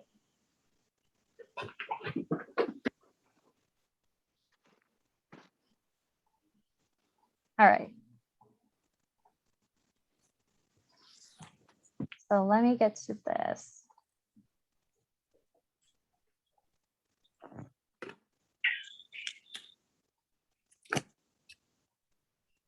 Let's see. Okay. Move down. So we have a CRI. So say we are doing, we have a 17 kilogram patient and we want to give, let's see, fentanyl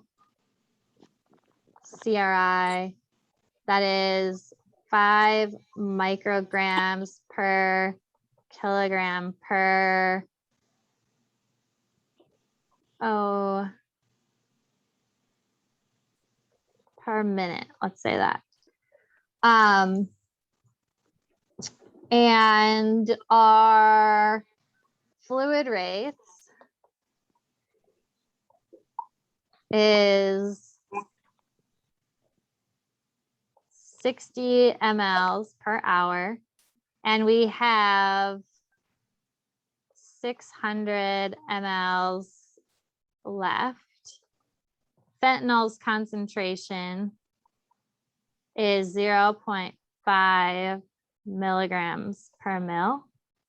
So how many mLs will we add to a bag of fluids?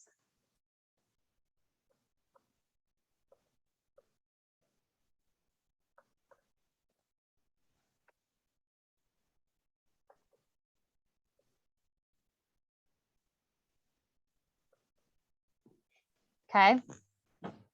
So how do we, what are our first steps that we do here?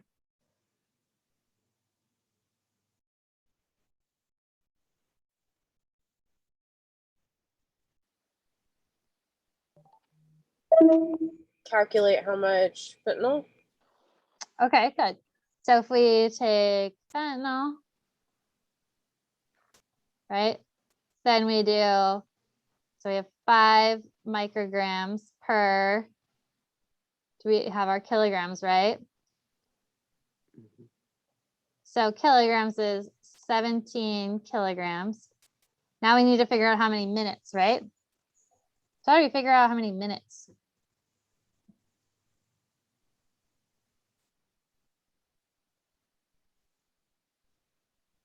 60 because it's per hour. Good. So we have a bag of fluids, right? So our bag of fluids here is that we have 600 mils in here. Yeah.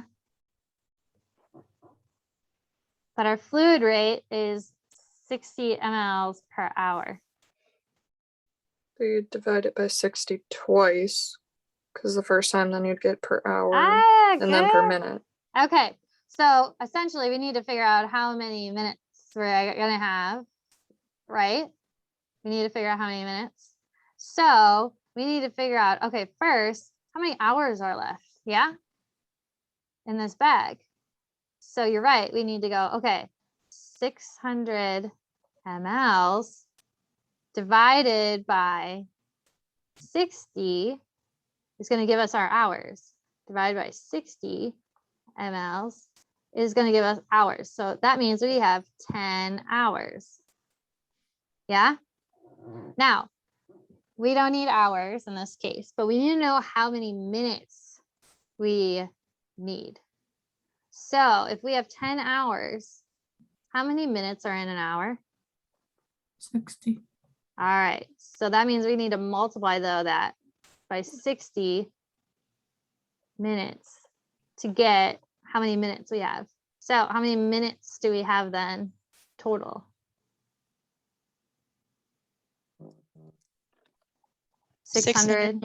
Yeah, we have 600 minutes essentially left in this bag. Right?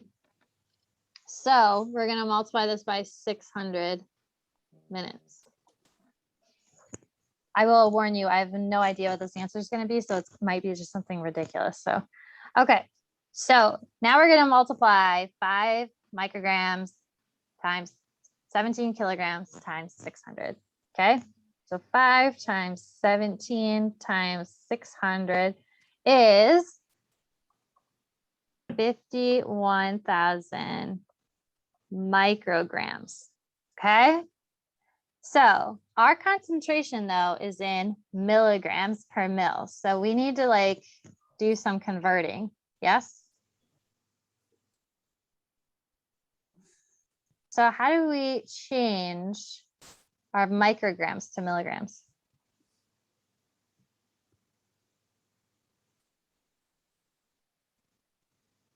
Is it multiplied by 1,000? So our micrograms are smaller than milligrams. So we have to like divide by 1,000. Yeah, divide by 1,000. Backwards. Yeah, divide by 1,000 to get milligrams. So we get 51 milligrams of fentanyl is what we need. Okay, this is gonna be probably a really big number, so but that's okay. So we have 51, we need 51 milligrams of fentanyl. All right, so now what do we do?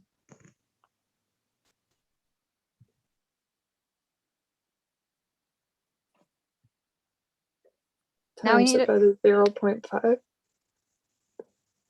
Not gonna multiply it. We need to figure out how many mils we need.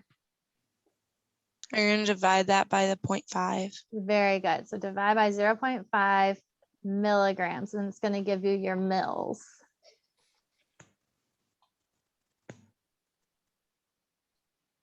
So essentially, how many mils of fentanyl are we going to add? 10. Not 10. That's not what I got. Oh, whoops, I 102. forgot. 102 mils. Yeah, a lot of fentanyl. It's a crazy amount. I just made up those numbers, so that's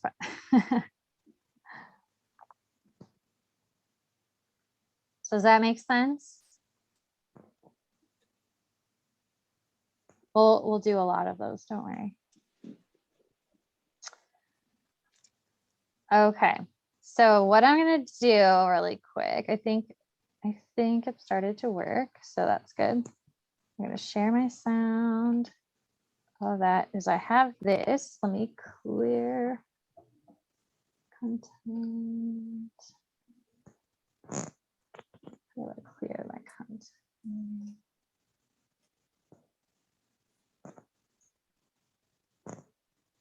Oh.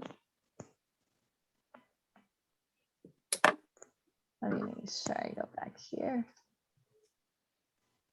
All right, so I have a little game for you guys. If you want to go and play. Oh, here, reset results.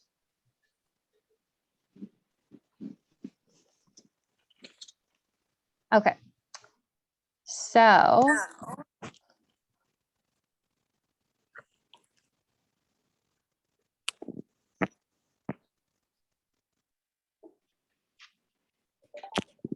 hopefully it loads fast. All right.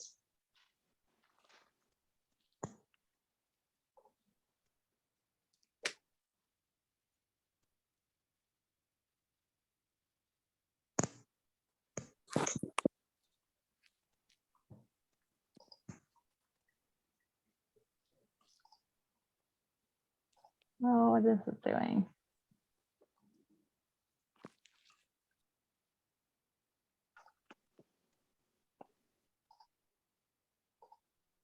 Okay, so if you go to www.menti.com, so you can use your phone or you could use your laptops, whatever, or computers or whatever.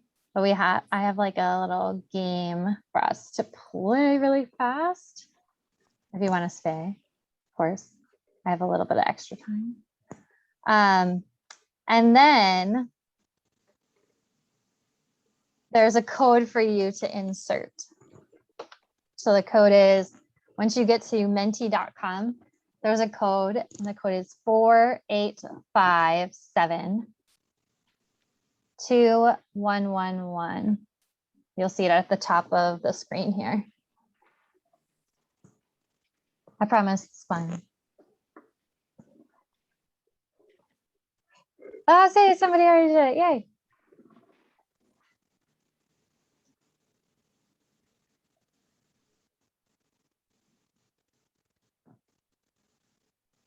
Yay.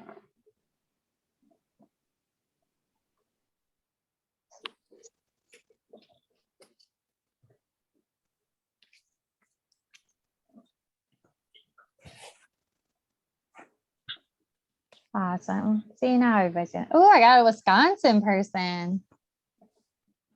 You guys are all over.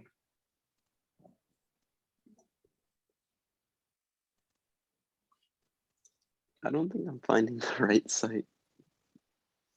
So okay, so you see at the top, it's www.menti.com.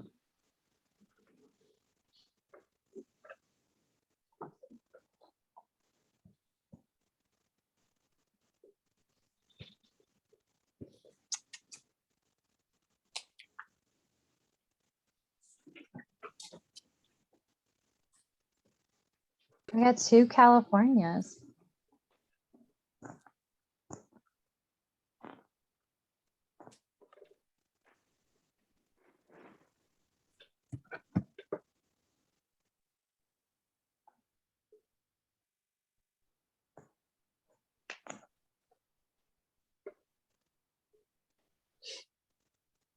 Everybody else finding it? I still have about half of you that still need to join.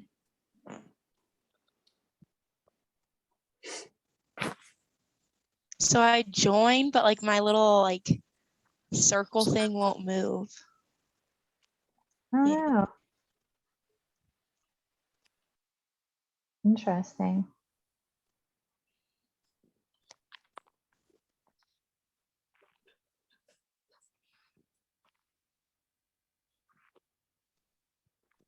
All right. Well, we'll keep moving forward. Okay, so here's our next one. How well do these methods support your learning? So just kind of rate these.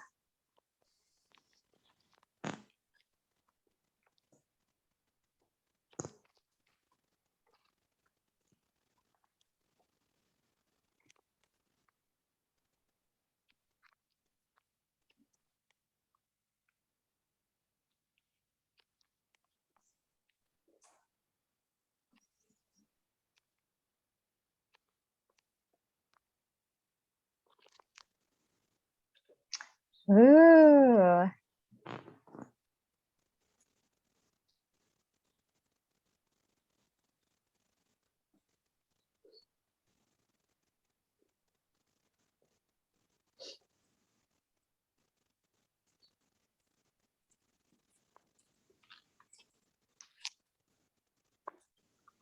I always find this one interesting.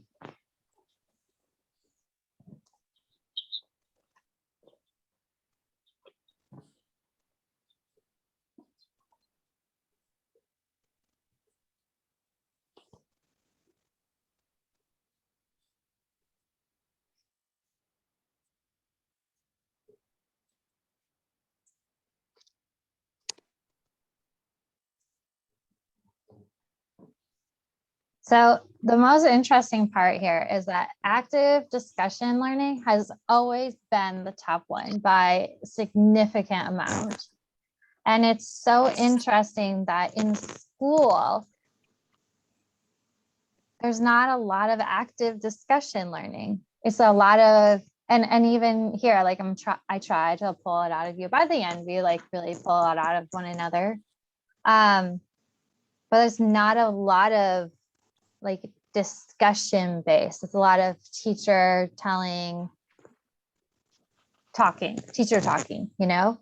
But it really should be about what's your guys' experience, or what do you guys think about this, or do this and whatever, you know? Like we really need to discuss things so that you guys have input too, you know? It shouldn't be lecture based, right? Because you guys get bored easily. I mean, I would get bored too.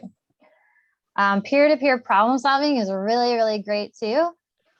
Giving projects don't mean necessarily where you guys have to make a cardboard project and present it in front of class, right? But giving a problem where you guys might have to solve it, and that could be a project too. I gave my students before to write a children's book about anesthesia, because the problem to me was there are no children's books out there that describe what the anesthetic event is for pets, right?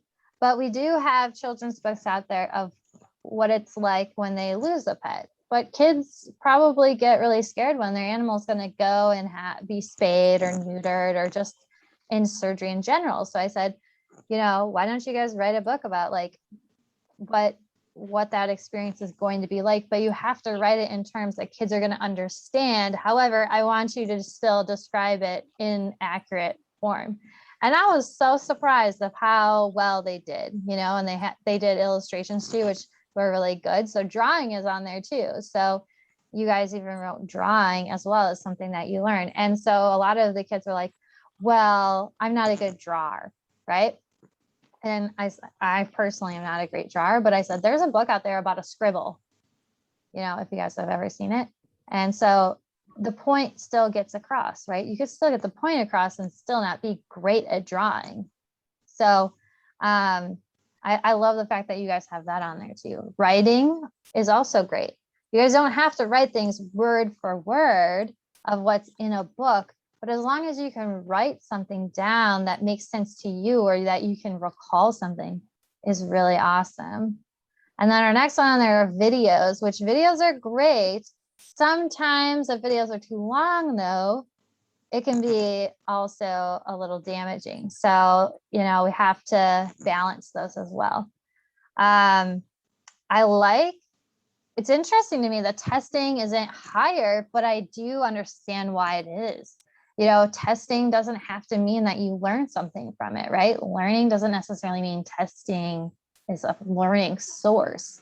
It just means that you guys are testing knowledge, essentially. So not surprised. So this is really great. I like it. And reading is low on the list, which I'm not surprised, especially in our profession.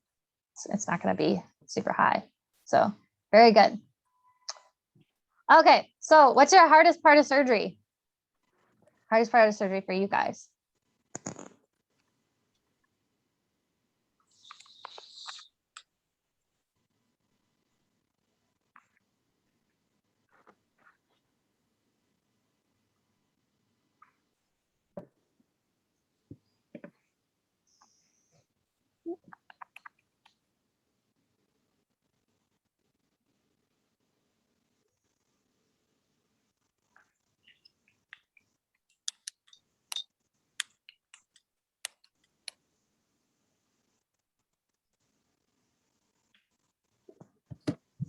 Yeah. Yep. Calculations and keeping your anxiety down. Absolutely. Patients with complications and utilizing drugs you're not familiar with. 100%. Especially when you guys haven't like done a lot of it yet, right? And remembering the drug and knowing what to look for and how to correct that when things go wrong. Absolutely. Knowing the balance of the perfect. Yeah. Of just knowing it, right? Absolutely. Knowing their life is in your hands. Yeah. Especially when they are complicated and unstable. Absolutely. Yeah. And they can change really quickly. So, yeah, it's a little crazy, right? But you guys are definitely on the right track of everything and know exactly what to do. But yeah, it's a lot of responsibility, of course. Calculations, how the drug is to give, and remembering everything it's safe to patient. Didn't miss everything along the way. Absolutely, length of time and knowing emergency drugs. Right, you never know how long the surgery is going to be, especially like say there's something and the surgery goes wrong, a complication of the surgery, bleeding, all of that. Like then there's more to it, right? You're in charge of balancing that, knowing what change of vitals, low and high, pharmacology and math, recognizing anesthetic stages, of course, calculations, knowing the stable patient, working around the surgical field and monitoring. Yes, you have to be limber in surgery, right? So you don't like touch the surgical field and all of that and monitoring calculations, and you're doing so much stuff. Absolutely. Great job. All right, so we are playing a game now. So you guys have questions to answer and there's time. So this is part of our like little game that we're gonna play, okay? I swear it's fun, so don't worry about getting things wrong. So everyone gets their little characters. Is your characters ready? Oh, I love the donut and the banana. Everybody ready? All right, we're starting. All right, so the faster you answer, the more points you get.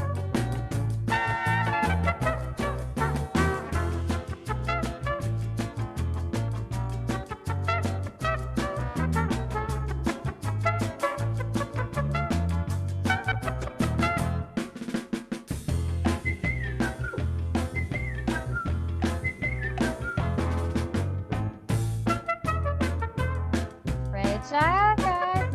Classy. Very good. Awesome. All right, so question 2.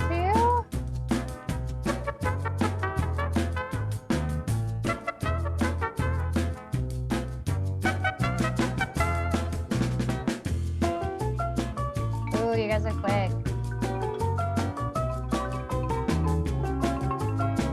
Oh, good. Very good, very good. Yes, your autoclave. Very good. Yes. So we wouldn't use necessarily ethylene oxide because, of course, there's needle holders or anything like that. Very good.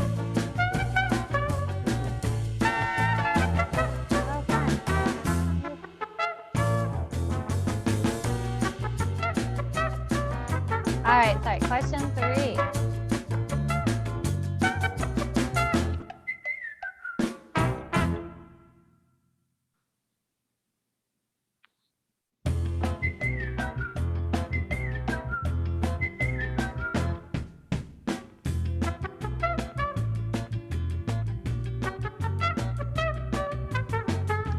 Good job, guys. Yes, our masks do not have to be sterile. Very good. Everything else should be sterile, especially when you're in the surgical field. Very good.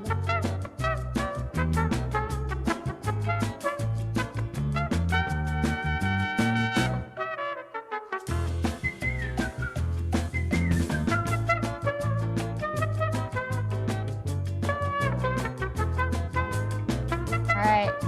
Remember, this is like our typical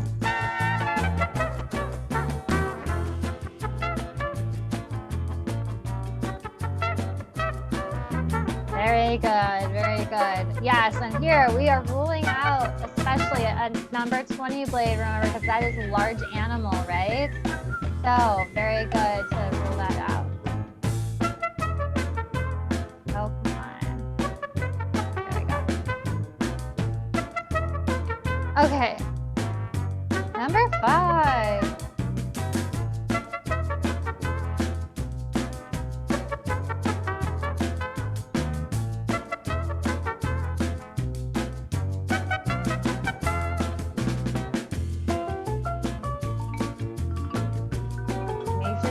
this one well.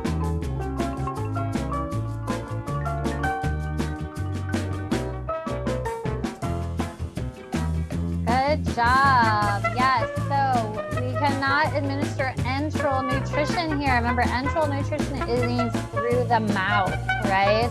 Everything else we can administer through an IV. Very good.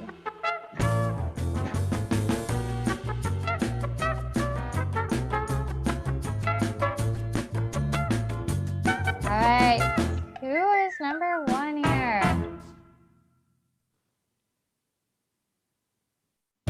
So Alicia is number 1 so far on the leaderboard. Very good.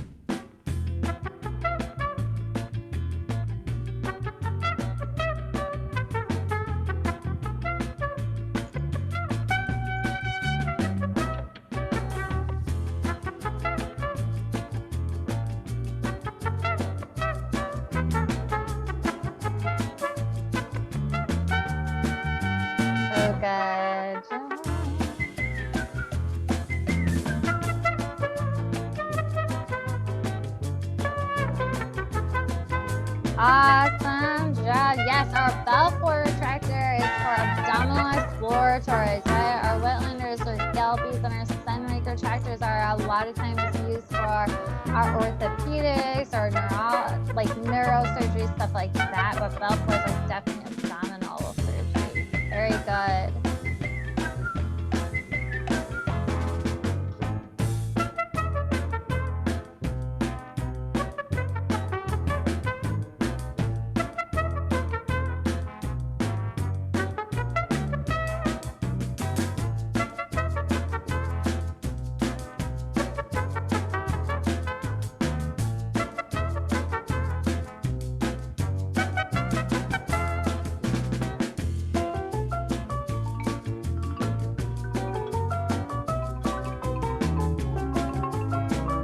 So our suture materials are what? They're called braided or monofilament. Very good.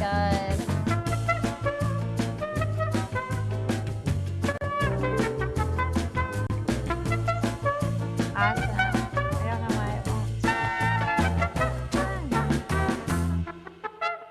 Oh, there we go.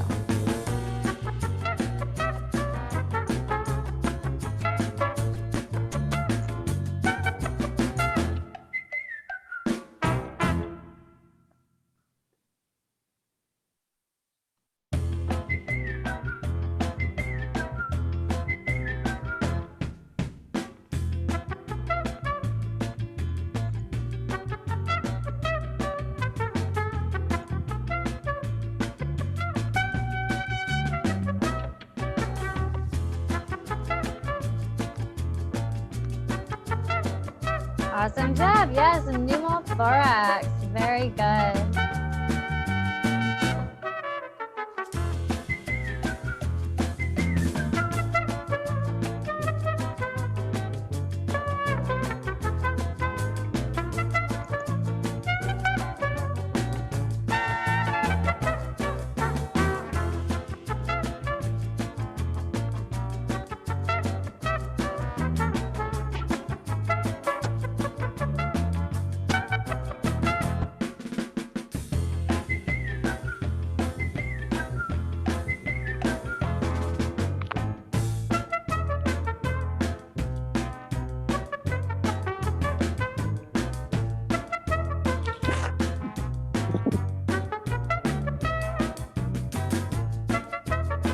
Awesome. Yes, so our deflaw is very good.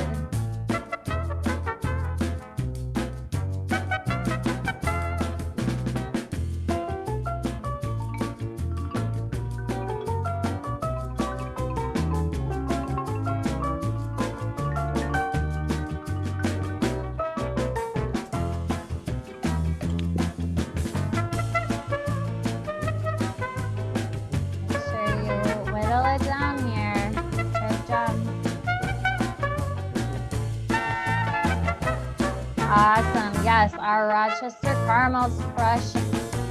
Absolutely. Good job. All right, who's in the lead now? Ooh. It's gonna gonna be close. Allie, awesome.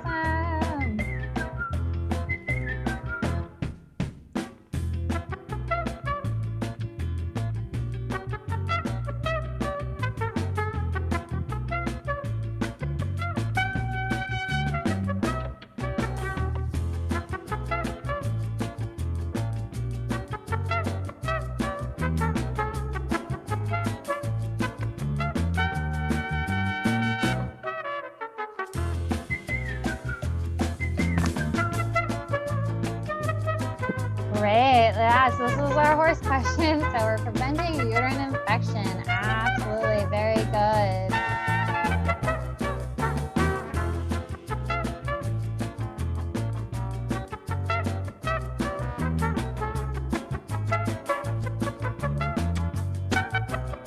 Oh, Alicia, you're coming. You're rising up. Good job.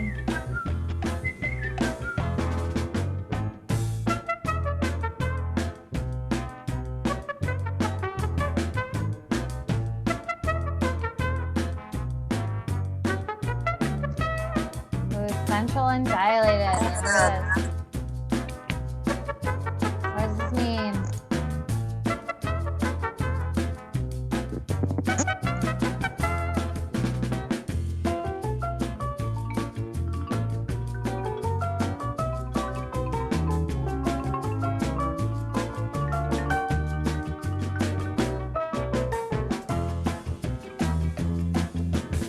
Awesome. Yes, it means that they're too deep. Very good. So let me check all the ones here.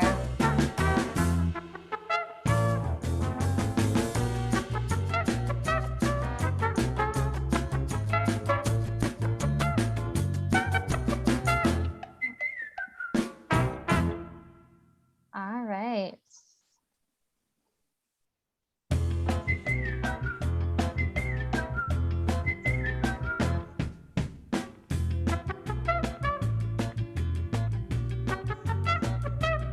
Oh, here's some math.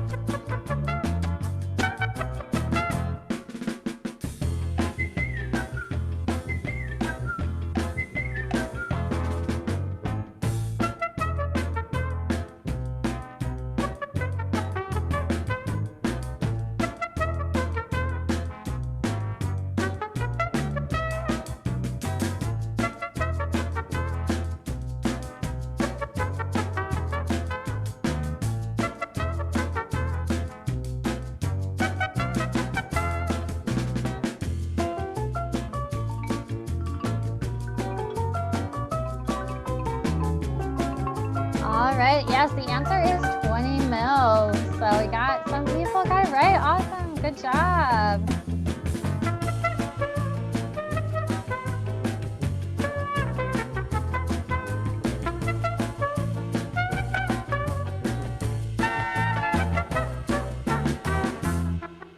All right, so question 16, sorry.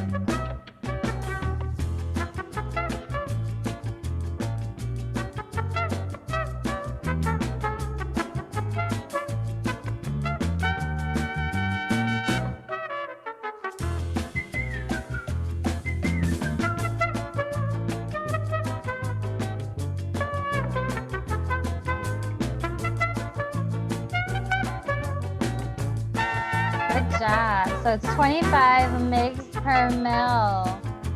So if we have 5% means that it's 50 mgs per mil, right?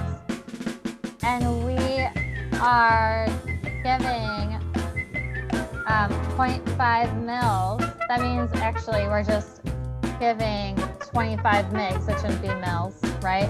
So that's on me. So you guys got that right there. Very good. Awesome. Good job.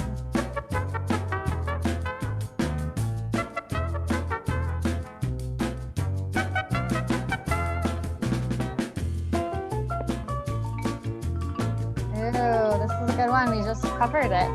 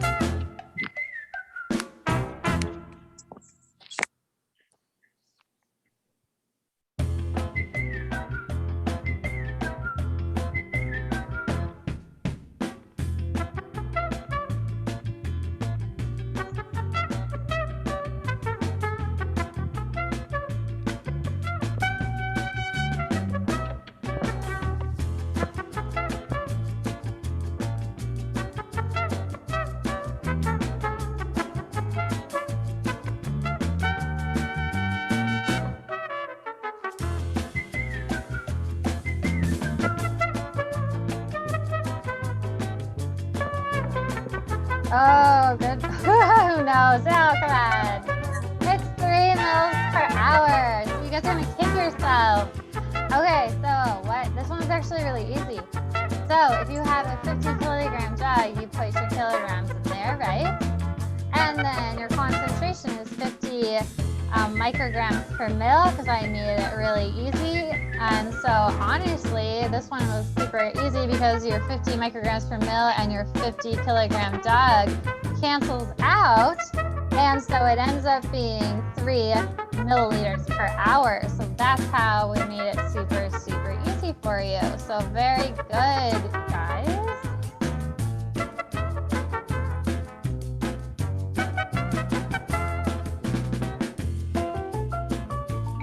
All right, so let's see. Ooh, Amber, look at you. Awesome. Allie, Alicia, and Amber. Wow, good job. Our top 3 there.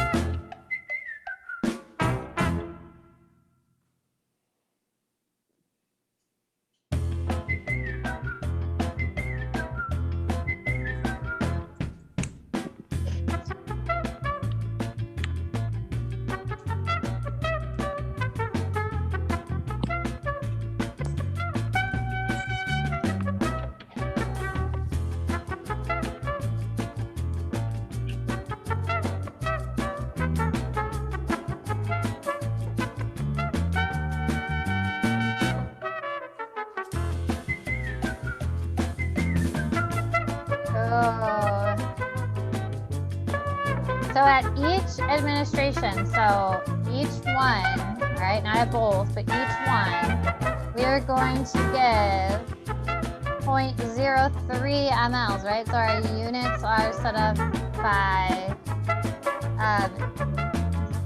that we're giving like 100th of it, right? So 100 units means that it equals 1 ml, right? So very good, guys. Let me check off those who got it. Awesome, very good.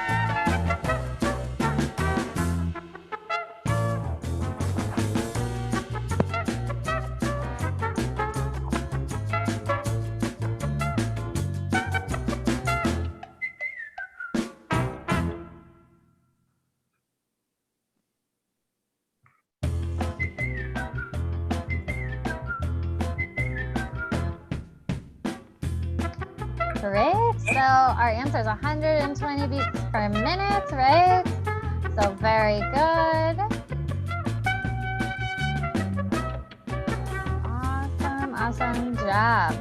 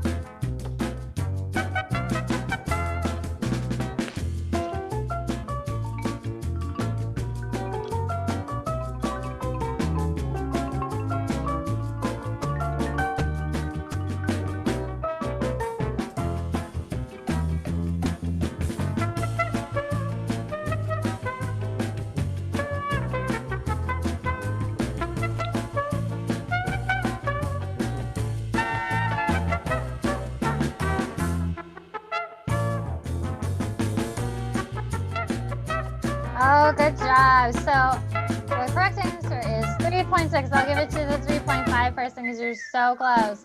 So yes, the answer is 3.6. We actually added a 40% of saline. So it turns out that we add 40 mLs of saline to that. So we then have to break it down to how much dextrose is actually in the back. So that is a good question that we can go over later. Very good. All right, we're getting close.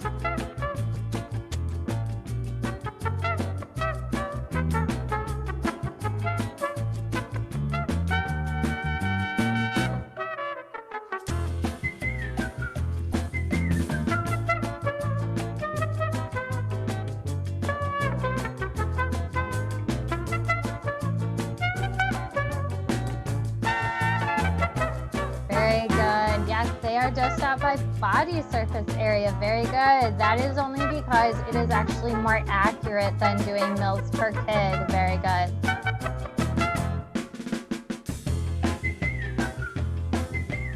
Last question.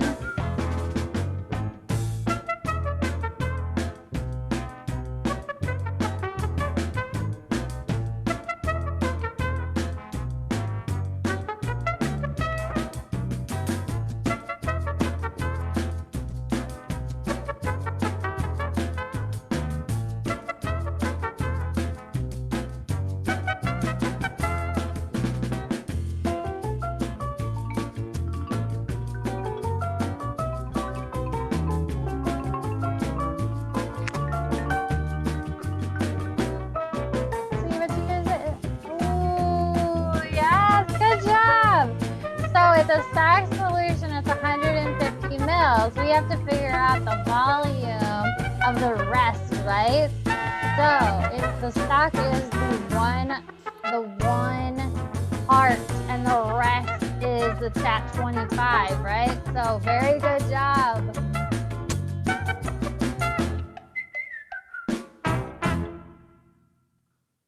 All right, let's see. Oh, this is gonna be big. Wow. Alicia, you did it, the donut. Very good. The donut. I love it. Awesome job. All right. I need to stop my share screen so you guys stop hearing my, oh, you boy, that's crazy. Great job, guys. Great job. My little game. All right. Well, I have to run. for my next class. But great job. That's my little game for you guys. My annoying music and everything to keep you anxious while you take quizzes. And yeah, it's kind of fun. So, all right, keep up the great work. We'll have some stuff that we'll work on next week, especially some little extra math too. And then we'll work on some surgery stuff this week coming up. So, and then reach out to me if you have questions on anything else, and then we'll kind of go from there. So have a wonderful week, guys. See you later. Thank you, you too. All right, take care. Bye. All right, bye.